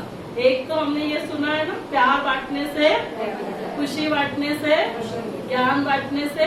तो क्या करेंगे, जो हमारे पास है वो बांटते जाएंगे तो हम भरपूर होते जाएंगे। लेकिन बांटने के लिए पहले होना चाहिए, तो वो कहाँ से मिलेगा, उसका स्रोत वो है ना। हम हमेशा कहते हैं भगवान को, तू शांति का सागर, तू प्यार का सागर, तू खुशी का सागर।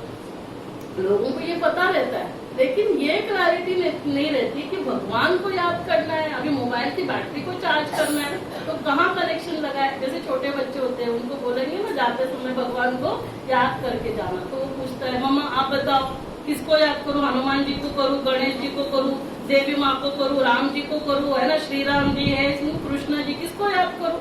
क्योंकि उसको क्लैरिटी तो होनी चाहिए। मोबाइल की बैटरी को चार्ज कहाँ लगाएंगे, तो किसको हम भगवान कहेंगे, जो सर्वोच्च है, जो सर्वधर्म मान्य है, जो सर्वज्ञ है, जो सर्व गुणों में अनंत है। क्योंकि अभी हमको ये सारा चाहिए, मुझे शांति चाहिए, खुशी चाहिए, प्यार चाहिए, तो भैया उसके पास तो सब होना चाहिए ना, नहीं तो फिर वो भगवान का है। तो सर्व गुणों में वो अनंत होना चाहिए और वो सर्व परे है। तो ये कौन हो सकता है, क्योंकि देखो अभी सर्वोच्च मना, उसके ऊपर माता पिता भी नहीं होने चाहिए, क्योंकि माता पिता तो हमेशा ऊंच ही रहेंगे ना। भले अभी मैं डॉक्टर हो गई, मेरी मम्मी टीचर है, तो भी वो मेरे से ऊपर ही रहेगी ना, कि डॉक्टर हो गई तो मैं मेरी मम्मी से ऊपर हो गई, नहीं ना। तो इसीलिए वो सर्वोच्च तो अभी जैसे देखो श्री राम जी है, श्री हनुमान मना, ये श्री कृष्ण जी है, तो उनका बचपन है ना, बच्चा जैसे पैदा हुए तो माता पिता है, वो जैसे गुरुकुल में गए तो उनके गुरु जी है, तो वो हाईएस्ट नहीं हो सकते, तो वो हाईएस्ट भी होने चाहिए। सर्वधर्म मान्य। तो हिंदुओं में क्या करते हैं, हिंदू में क्या कहते हैं, ईश्वर प्रकाश है, ज्योति है, तो अभी उसकी प्रकाश बना, प्रकाश की वो पॉइंट की हम पूजा कैसे करें, इसीलिए हमने क्या बनाया, ज्योतिर्लिंगम, जिसको हम कहते हैं शिव ज्योतिर्लिंगम। तो ऐसे नहीं कि शिव माना कोई हिंदुओं का भगवान है, शिव माना क्या, पॉइंट ऑफ लाइट है, बीज है, वो कल्याणकारी है। तो उसी को जैसे हमारे मुस्लिम भाई बहन क्या कहते हैं, अल्लाह है, नूर है। जहाँ हमने प्रकाश कहा हिंदुओं ने, मुस्लिम भाई बहनों ने क्या कहा, अल्लाह एक नूर है, नूर माना प्रकाश। हमारे क्रिश्चियन भाई बहन क्या कहते हैं, गॉड इज लाइट। तो वही है, प्रकाश किसी ने कहा, ज्योति कहा, किसी ने नूर कहा, किसी ने लाइट कहा।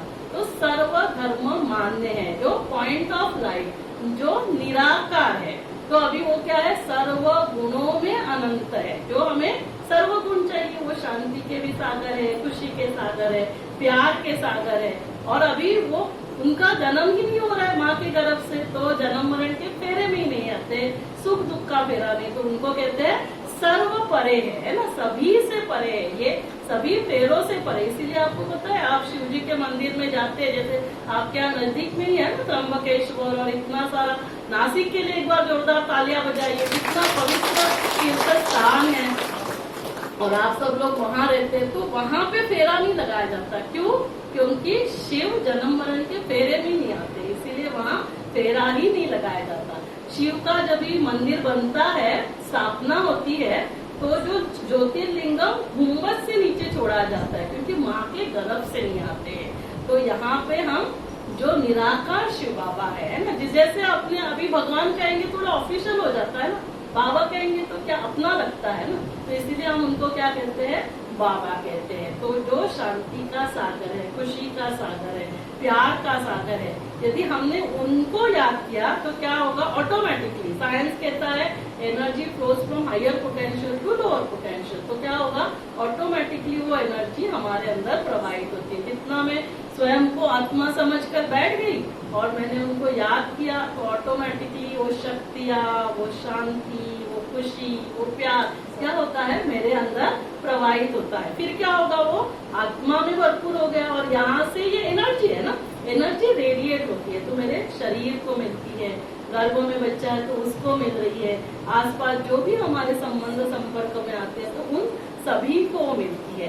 तो इसीलिए यदि जैसे अभी क्या होता है कि कभी भी याद करने के लिए बैठते हैं तो हमें उनके बारे में क्लैरिटी नहीं थी, इसीलिए फिर हमारा मन भटकता है। तो अभी हमें कौन है ईश्वर परमात्मा, उसका परिचय मिला, अभी उनके साथ संबंध जोड़ना है। जैसे हम हमेशा कहते थे ना कि तुम ही हो माता पिता, तुम ही हो बंधु सखा, तुम ही, तो ये उनके साथ अनुभव करना है। तो किसी का भी परिचय देना है तो क्या होता है, 5 बातें है ना। जैसे अभी श्वेता को मैंने कहा आपका परिचय दो, तो श्वेता क्या करेगी, नाम लिखेगी, फिर आप फोटो लगाएंगे, फिर आप लिखेंगे आपका क्वालिफिकेशन क्या है, फिर आप लिखेंगे ना आपका प्रोफेशन, आप क्या करते हैं और आप कहाँ रहते हैं। तो वैसे भगवान जी का यदि हमें परिचय देना है तो अभी क्या क्या हमने देखा, नाम हमने देखा शिव है ना, प्यार से हम बाबा कहते हैं। रूप क्या है, पॉइंट ऑफ लाइट, निराकार है, हमारे जैसा शरीर नहीं, या फिर शंकर जी के जैसे बिना हड्डी मांस का भी सूक्ष्म शरीर नहीं, उनको कोई अपना शरीर नहीं है, ऊपर काया प्रवेश करके ज्ञान देते हैं। तीसरा फिर क्वालिफिकेशन क्या है, अभी हमने देखा ना क्वालिफिकेशन क्या है, सर्व गुणों में वो अनंत है, रूप में बिंदु है लेकिन गुणों में क्या है, सिंधु है। फिर चौथा क्या है, रहते कहाँ है, और 5वां करते क्या है। रहते कहाँ है बताइए, श्वेता जी बताइए कहाँ रहते, LKG का सिलेबस है, Twinkle, twinkle, little star, how I wonder what you are, up above the world so high, like a diamond in the sky। बचपन में ही हमने सीखा था, लेकिन हमको लगा ये तो पोयम है, लेकिन ये पोयम नहीं है, ये भगवान जी का परिचय है। कहाँ रहते हैं, कभी भी देखो हमारे पास अभी कैंसर के भी पेशेंट आते हैं तो हम क्या बोलते हैं, अभी हमारे हाथ में कुछ नहीं है ना, लास्ट स्टेज में हम क्या बोलते हैं, नीचे वाले के हाथ में बोलते हैं क्या, कभी क्या सुनते हैं, ऊपर वाले के हाथ। तो कहाँ रहता है वो, रहने का स्थान ऊपर, जिसको कहते हैं परम धाम, शांति धाम। और ये जानना क्यों जरूरी है पता है, हम सभी भी उनके बच्चे हैं तो हम उन्हीं के साथ रहेंगे ना। जैसे यहाँ पे हम क्यों आए हैं, ये एक सब नाटक चल रहा है। अभी मैं कल तक पनवेल में नाटक में रोल प्ले कर रही थी, अभी इस समय नासिक में है ना दीदी के साथ बैठकर आप सभी के सामने रोल प्ले कर रही हूँ। ये सब क्या चल रहा है, नाटक चल रहा है। अभी नाटक कभी तो खत्म होगा कि नाटक चलता ही रहेगा, कभी तो खत्म होगा ना। नाटक खत्म होने के बाद क्या होगा, वहाँ स्टेज पर ही रहेंगे कि अपने अपने घर जाएंगे, और फिर वो जो ड्रेस डाला होगा वो ड्रेस डालकर जाएंगे क्या, नहीं। तो ये हमें पता होना चाहिए, हम सभी नाटक में रोल प्ले कर रहे हैं। और नाटक में रोल कौन सा चाहिए हमको, हीरो का रोल चाहिए ना। हमारा रोल कैसे होना चाहिए, राम का या रावण का, कौन सा रोल चाहिए, राम का रोल चाहिए। तो हमें बहुत अच्छा रोल प्ले करके फिर जाना है। तो जाने के बाद फिर घर कहाँ जाना है ये भी तो पता होना चाहिए, नहीं तो अभी यहाँ नासिक से जाना कहाँ है मुझे पता ही नहीं रहेगा तो क्या होगा, भटकते रहेंगे, हम दुखी होते रहेंगे। तो हमारा सबका घर कहाँ है, परम धाम। वहाँ से हम यहाँ नाटक में रोल प्ले करने के लिए आते हैं। प्ले करने के बाद खुशी खुशी से फिर अपने घर जाएंगे। इसीलिए हम सभी का घर कहाँ है ये पता होना भी बहुत जरूरी है। छोटे छोटे बच्चों को भी ये बताना बहुत जरूरी है। हमारा सबका घर जो है वो परम धाम, वहाँ से हम यहाँ नाटक में रोल प्ले करने के लिए आए। और परमात्मा का लास्ट कर्तव्य क्या है, उसका हमेशा उसके लिए क्या बोलते हैं, ऊंचा तेरा नाम, ऊंचा तेरा काम, ऊंचा तेरा धाम। तो भैया ऐसे क्या ऊंचा काम करके गए जिसके लिए उनको परम आत्मा कहा जाता है। परम माना आईएएस, वैसे काम और कोई भी नहीं कर सकता, ना कोई साइंटिस्ट कर सकता, ना कोई प्राइम मिनिस्टर प्रेसिडेंट कर सकता है, ना कोई आपका लीडर है ना, स्पिरिट जो भी धार्मिक गुरु है वो नहीं कर सकते। वो काम सिर्फ और सिर्फ और सिर्फ एक आत्मा करती है, उसको बोलते हैं परमात्मा, जो इस दुनिया को हमारे द्वारा, हम माताओं के द्वारा स्वर्ग बनाते हैं। तो जोरदार तालियां एक बार उसके लिए, और जोरदार तालियां उसके लिए कि हमारे द्वारा वो इस दुनिया को स्वर्ग बना रहा है। तो उसके लिए क्या करना होगा, वो जो सतयुगी संस्कार है वो अभी हमें धारण करने हैं। कलयुग किसने बनाया, मैंने तो बहुत बनाया, बहुत गुस्सा करते थे। आप में से किसी ने बनाया कलयुग? सभी ने बनाया। खुद थोड़ा हाथ ऊपर करिए लंबा लंबा। हम सभी ने मिलकर कलयुग बनाया। अभी इसको सतयुग स्वर्ग कौन बनाएगा, हम ही बनाएंगे। कैसे बनाएंगे, सतयुगी संस्कार, सतयुगी सोच, संस्कार परिवर्तन से संसार परिवर्तन। तो ब्रह्मा कुमारी में क्या है, सेल्फ ट्रांसफॉर्मेशन से वर्ल्ड ट्रांसफॉर्मेशन, स्व परिवर्तन से। मुझे दूसरों को नहीं देखना है, मुझे सिर्फ स्वयं को देखना है। इसलिए हमने 3 बार ओम शांति बोला। पहला ओम शांति क्या याद रखेंगे, मैं कौन, मैं कौन, मैं आत्मा, मैं डॉक्टर नहीं, डॉक्टर मेरा रोल है। मैं कौन हूँ, शांत स्वरूप, प्रेम स्वरूप, खुश स्वरूप, मैं आत्मा हूँ। सभी बोलेंगे मैं आत्मा हूँ, मैं आत्मा हूँ। कैसी आत्मा हूँ, शांत स्वरूप, प्रेम स्वरूप, खुश स्वरूप। तो अभी यही मेरा स्वभाव संस्कार है। जो कोई कुछ भी करेगा ना, दूसरी बार ओम शांति बोलेंगे तो क्या याद रखने का, मेरा पिता कौन है, परमात्मा, शांति का सागर। अभी टाइगर का बच्चा कौन होगा बताइए, टाइगर ही होगा ना कि कुत्ता होगा। तो शांति के सागर का बच्चा कौन होगा, शांत स्वरूप होगा ना। प्यार के सागर का बच्चा क्या होगा, प्यार स्वरूप। तो दूसरी बार हमें वो याद करना है। तीसरी बार ओम शांति बना, आप मुझे क्या करना है, मुझे क्या करना है, बच्चे, हस्बैंड, युगल, सासू माँ, देवरानी, जेठानी, जो भी रोल प्ले कर रहे हैं, मुझे क्या रोल प्ले करना है, मुझे शांत रहना है, मुझे खुश रहना है, मुझे प्यार से रहना है, सभी के साथ यही करना है। ये बार बार हमें क्या करना है, अंदर ही अंदर बोलते रहना है, याद करते रहना है। तो उससे क्या होगा, मेरा मन शांत, खुश, प्यार से भरपूर, शरीर स्वस्थ, संबंधों में मधुरता, और हमारे घर का वातावरण क्या होगा, सुख, शांति, खुशी, प्यार। माना मेरा घर क्या बन गया, स्वर्ग। हर एक घर स्वर्ग बन गया नासिक का, तो नासिक क्या बन गया, स्वर्ग बन गया। धीरे धीरे सब ऐसे बन गया, तो भारत क्या बन गया, स्वर्ग। और भारत विश्व गुरु बनेगा। तो जोरदार तालियां भारत के लिए। भारत फिर से विश्व गुरु बनेगा। कौन बनाएगा, हम बनाएंगे। तो चल अभी 5 मिनट मेडिटेशन करेंगे, सभी कंफर्टेबल रिलैक्स होकर बैठ जाए, एकदम रिलैक्स।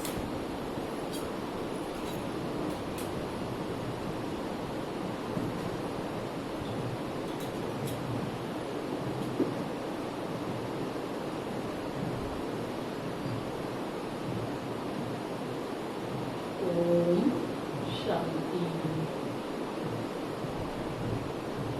शरीर को एकदम रिलैक्स छोड़ दें, पैर से सिर तक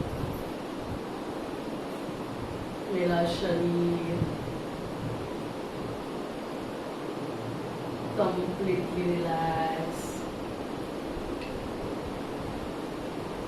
एकदम हल्का।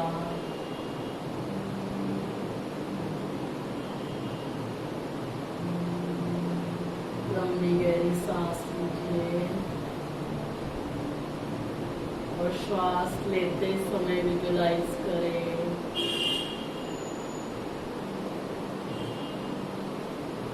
ब्रह्मांड की पॉजिटिव एनर्जी मुझ में प्रवाहित हो रही है, और श्वास छोड़ते समय विजुलाइज करें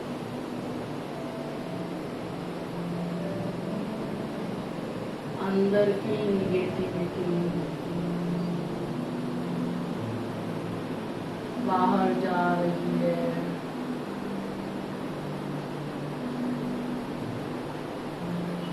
मेरा शरीर कंप्लीटली रिलैक्स,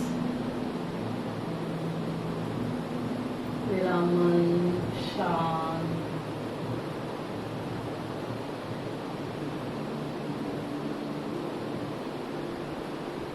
अभी आप सभी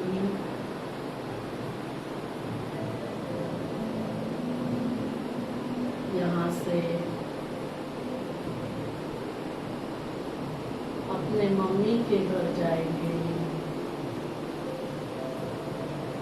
कोई चलकर जाएगा,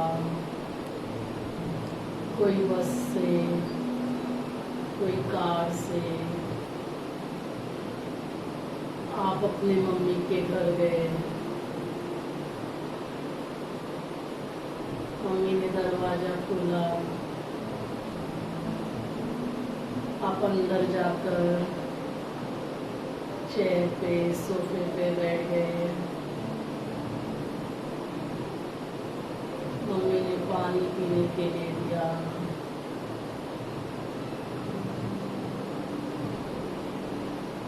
आप उनसे बातें कर रहे हैं, आप उनको बता रहे हैं कैसे आज अपने स्वयं के बारे में, परमात्मा के बारे में जाना। फिर मम्मी ने आपको ऑरेंज दिया, संतरा। वाव, कितना मीठा है। आपको बहुत प्यास भी लगी थी। ऑरेंज खाकर बहुत अच्छा महसूस हो रहा है। प्यास बुझ रही है।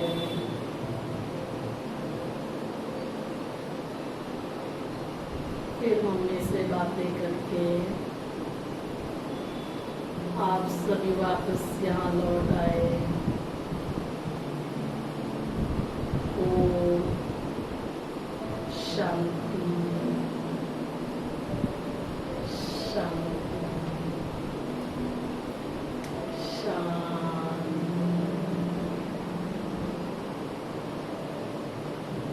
सभी आंखें खोलेंगे। श्वेता ने ऑरेंज खाया? श्वेता खाया ऑरेंज? मुंह में पानी आया? आप तो यही बैठे थे, फिर आपने कैसे खाया ऑरेंज? कैसे कहा, कैसे किया ये सारा? हमने देखा ये सारा मन की आंख से, है ना, मन और बुद्धि से। बुद्धि में क्या है, हमारे फोल्डर्स होते हैं, तो हमारे सामने वो सारा चित्र आ जाता है। जैसे वीडियो होता है, रिकॉर्डिंग है, तो सारा चित्र सामने आया। हम घर गए, मम्मी से बातें की, हमने ऑरेंज खाया। अभी हम यहाँ बैठे हैं और हमारे मुंह में यदि पानी आ जाता है ऑरेंज सोचने से, तो वो शक्ति आ गई ना हमारे अंदर। तो क्या फिर हम वैसे ही परमात्मा के घर जा सकते हैं?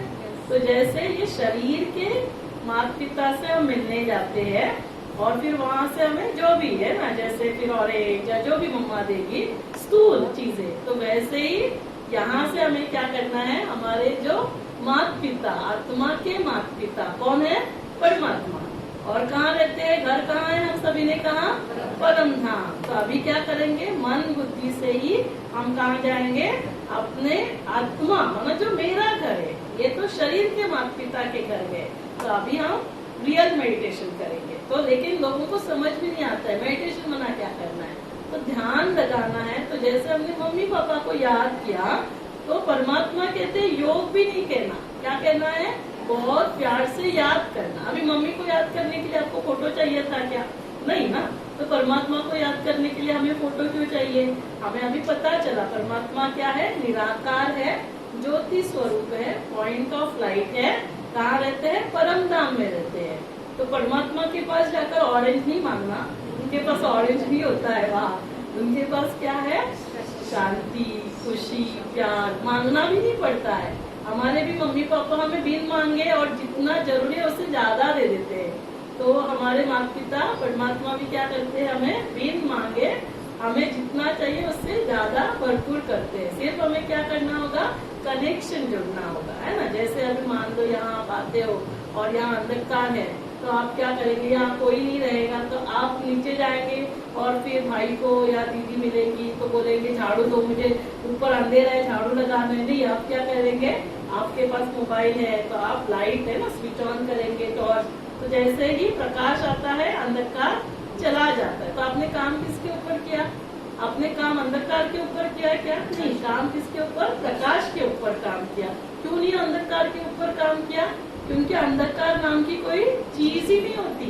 जहाँ प्रकाश का अभाव होता है वहाँ अंधकार होता है। तो हमने काम प्रकाश के ऊपर करते हैं। अंधकार को बढ़ाना भी है ना, तो भी किसके ऊपर काम करना होगा, लाइट को कम करना होगा। प्रकाश को बढ़ाना है तो लाइट्स ऑन करने होंगे, अंधकार को बढ़ाना है तो क्या करना होगा, तो भी लाइट के ऊपर काम करने हैं। तो वैसे ही एंगर क्या है, गुस्सा क्या है, किसका अभाव है, शांति का अभाव है। तो काम किसके ऊपर करना होगा, गुस्से के ऊपर नहीं, किसके ऊपर, शांति का प्रकाश लाना होगा। डर क्या है बताइए, शक्ति का अभाव। तो डर शक्ति से भरपूर हो जाएंगे, शक्ति का प्रकाश आ जाएगा तो क्या होगा, डर रूपी अंधकार खत्म होगा। दुख क्या है, दुख अंधकार है, किसका अंधकार है, सुख रूपी प्रकाश की कमी है। हाँ, नफरत क्या है, नफरत अंधकार है, किसको करना होगा, प्यार रूपी प्रकाश से भरपूर होना होगा। तो इसीलिए जितना जितना हम इससे भरपूर होते जाएंगे ऑटोमेटिकली ये बैटरी चार्ज, तो ये अंधकार समाप्त हो जाएगा। तो इसीलिए मेडिटेशन में क्या करते हैं, हम सिर्फ ईश्वर परमात्मा को याद करते हैं। कौन याद कर रहे हैं, शरीर नहीं, किस रूप में बैठना है, आत्मा। तो पहले सबसे पहले क्या है, 3 स्टेप में करते हैं। पहले अंतर जगत की यात्रा, आत्मा, स्वयं को आत्मा समझेंगे, आत्मा के गुणों में स्थित हो जाएंगे, फिर ऊपर की यात्रा करेंगे, फिर हम कहाँ जाएंगे, परम धाम में, है ना। आत्मा यहाँ से निकली नहीं तो ओम शांति हो जाएगा, नहीं, क्या है, यहाँ ही रहेंगे, मन बुद्धि से परम धाम जाएंगे। फिर परमात्मा से हमने शक्तियाँ ली, आत्मा भरपूर हुआ, फिर बाह्य जगत की यात्रा। ऑटोमेटिकली हमारा शरीर, हमारे सारे घर वाले सभी भरपूर हो जाएंगे। तो अभी 1-2-3 मिनट के लिए मेडिटेशन, रियल मेडिटेशन करेंगे, ठीक है। सभी कंफर्टेबल रिलैक्स होकर बैठ जाए। मोबाइल किसी का स्विच ऑफ करना है तो स्विच ऑफ कर सकते हैं, किसी का बजेगा तो समझना म्यूजिक है ना। तुरंत आंखें खोल के ऐसे गुस्सा करके नहीं देखना किसी के लिए।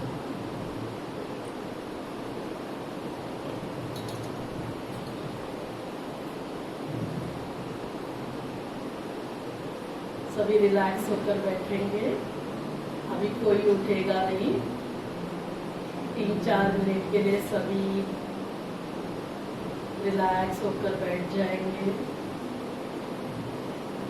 ओम शांति।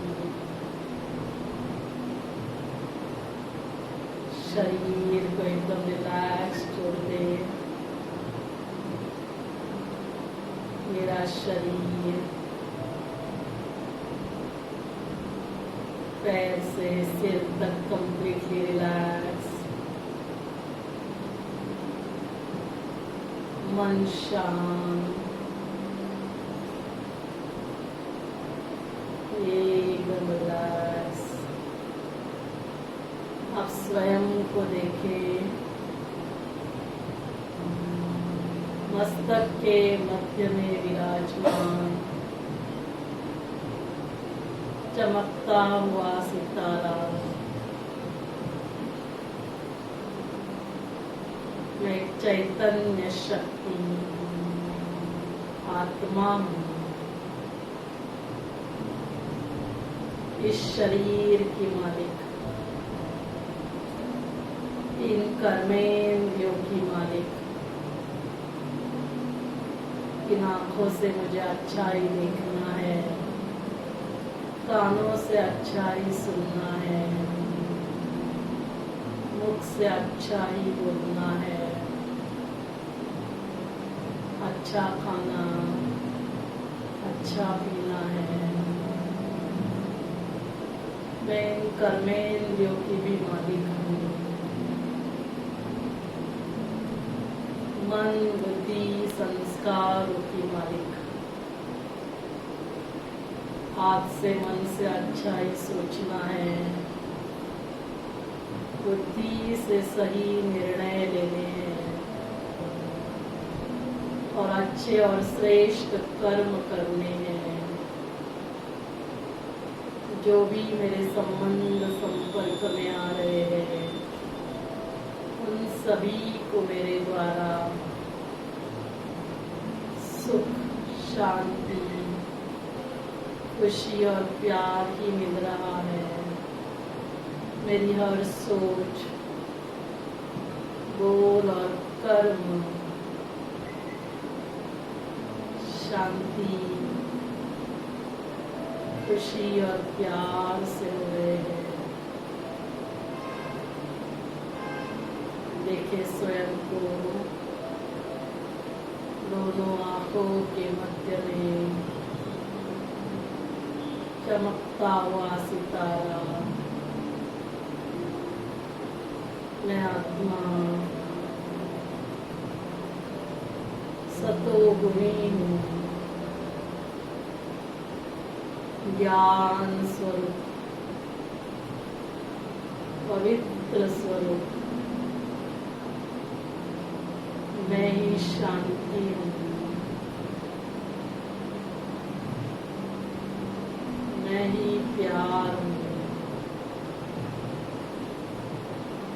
मैं ही खुशी हूँ,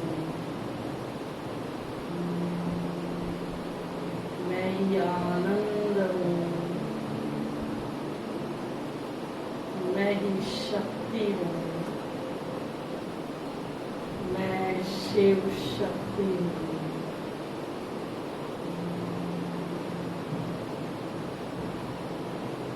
मेरे पिता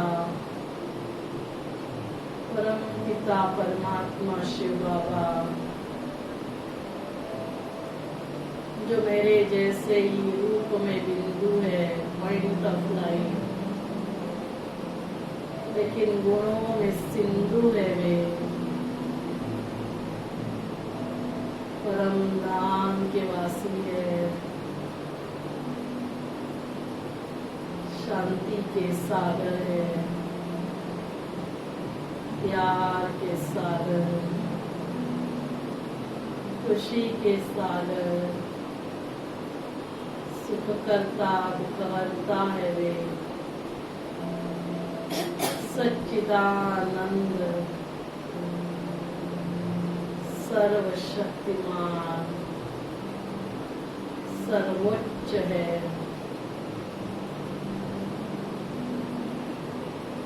उन्हें बहुत प्यार से याद करने से परमात्मा शक्तियाँ, शांति, खुशी, प्यार मुझ आत्मा में प्रवाहित हो रहा है और मैं आत्मा शांति, खुशी, प्यार से भरपूर हो रही हूँ।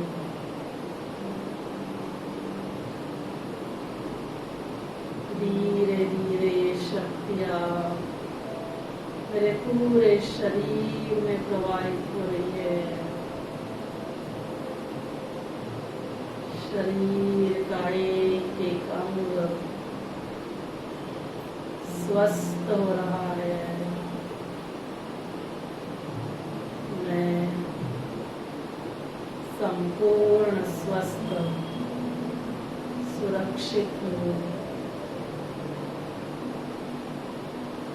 परमात्मा शक्तियाँ परिवार के सभी सदस्यों, सेवा साथी सभी में प्रवाहित हो रही है। सभी स्वस्थ है, सुरक्षित है।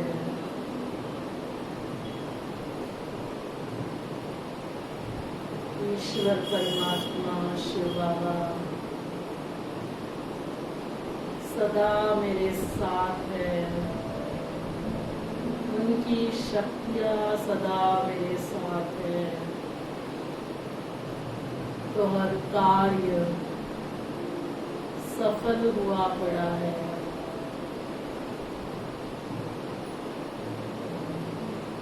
शिव बाबा का दिल से धन्यवाद मुझे अपना बनाने के लिए, मेरा भाग्य बनाने के लिए, मेरे द्वारा औरों का भाग्य बनाने के लिए। थैंक यू शिव बाबा। आज से ही हम रोज रात को सोने से पहले और रोज सुबह उठते ही 10-15 मिनट के लिए ऐसे मेडिटेशन शिव बाबा को बहुत प्यार से याद करेंगे।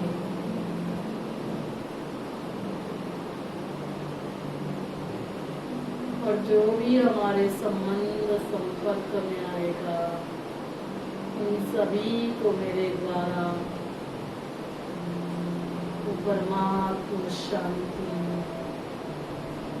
परमात्मा खुशी और परमात्मा प्यार ही मिलेगा। मेरी हर सोच, बोल और कर्म सबको सुख देने वाले हैं, सबके दुख हरने वाले हैं,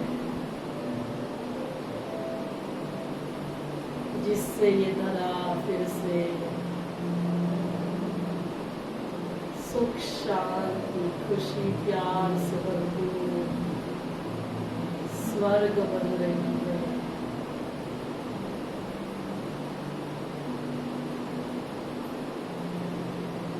लंबी गहरी सांस लेनी और ओम का उच्चारण करेंगे।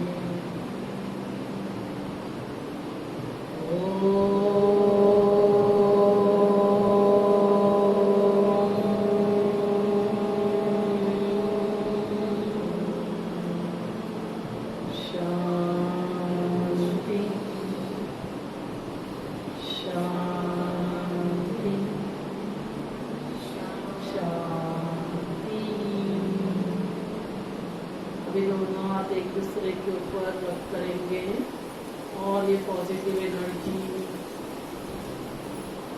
पूरे चेहरे पर और पूरे शरीर में प्रवाहित करेंगे।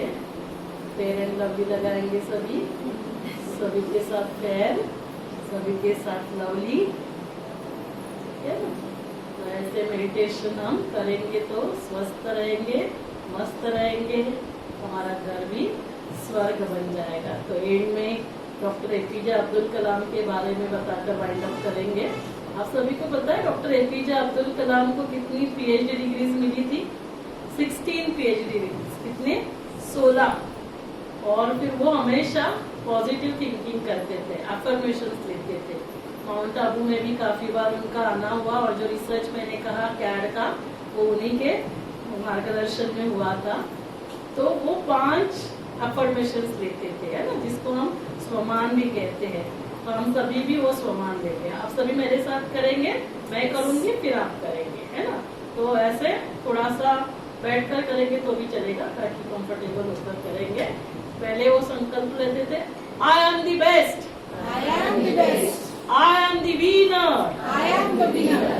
I can do it, I can do it. Today is my day, Today is my day. God is with me. God is with me. तो क्या होगा, सुबह सुबह ऐसे आपने यदि पॉजिटिव एनर्जी जनरेट की तो सुबह सुबह हमें क्या बनना है? Master God. क्या बनेंगे? Master God. माना क्या? GOD। जी माना जनरेट, O माना ऑपरेट, जी माना डिरेक्ट। तो हमें क्या करना है? सुबह सुबह पॉजिटिव एनर्जी जनरेट करनी है। फिर पूरे दिन हमें काम करना है। घर का काम, ऑफिस का काम कैसे करेंगे, उस पॉजिटिविटी के साथ ऑपरेट करेंगे। और लास्ट रात को डी माना डिलीट, जो कुछ हो जाता है पूरे दिन में कुछ ना कुछ तो होगा, वो परमात्मा को लेकर फिर उनकी गोदी में सो जाना है। तो सुबह सुबह क्या बनना है, मास्टर गॉड। और 3 बारी ओम शांति याद रखना है। हमारी दादी जानकी जो थे, परमादरणीय दादी जानकी, जो ब्रह्मा कुमारी के चीफ रह चुके थे, तो वो 104 साल में हमारे मेडिकल विंग के कॉन्फ्रेंस में आए थे, और तभी उस उम्र में भी उनको ये 3 बारी ओम शांति याद था। और दादी सभी से ओम शांति करवाते थे। पहला ओम शांति क्या याद रखेंगे, मैं कौन, दूसरा मेरा कौन है ना, परमात्मा की मैं संतान हूँ, और अब मुझे क्या करना है। और उसके लिए मैं कौन, आत्मा का परिचय याद रखेंगे, परमात्मा का परिचय याद रखेंगे, अपना घर याद रखेंगे। हम सभी परमात्मा के साथ, शिव बाबा के साथ उस घर में रहते हैं। यहाँ सिर्फ रोल प्ले करने के लिए आए हैं। बहुत अच्छे से रोल प्ले करके खुशी खुशी से वापस अपने घर जाना है हमें, ये हमें याद रखना है। तो परमात्मा का परिचय, और लास्ट आप मुझे क्या करना है, सतयुग हमको बनाना है, स्वर्ग हमको लेकर आना है, तो मुझे शांति, खुशी, प्यार से भरपूर होकर रहना है। तो आप में से काफी लोगों का तो कोर्स हुआ होगा, कोई नए आए होंगे, तो यहाँ 7 डेज का कोर्स चलता है, तो दीदी उसके बारे में भी बताएंगे। फिर एक बार अपने लिए जोरदार तालियां बजाइए। आप आए, अपने घर आए।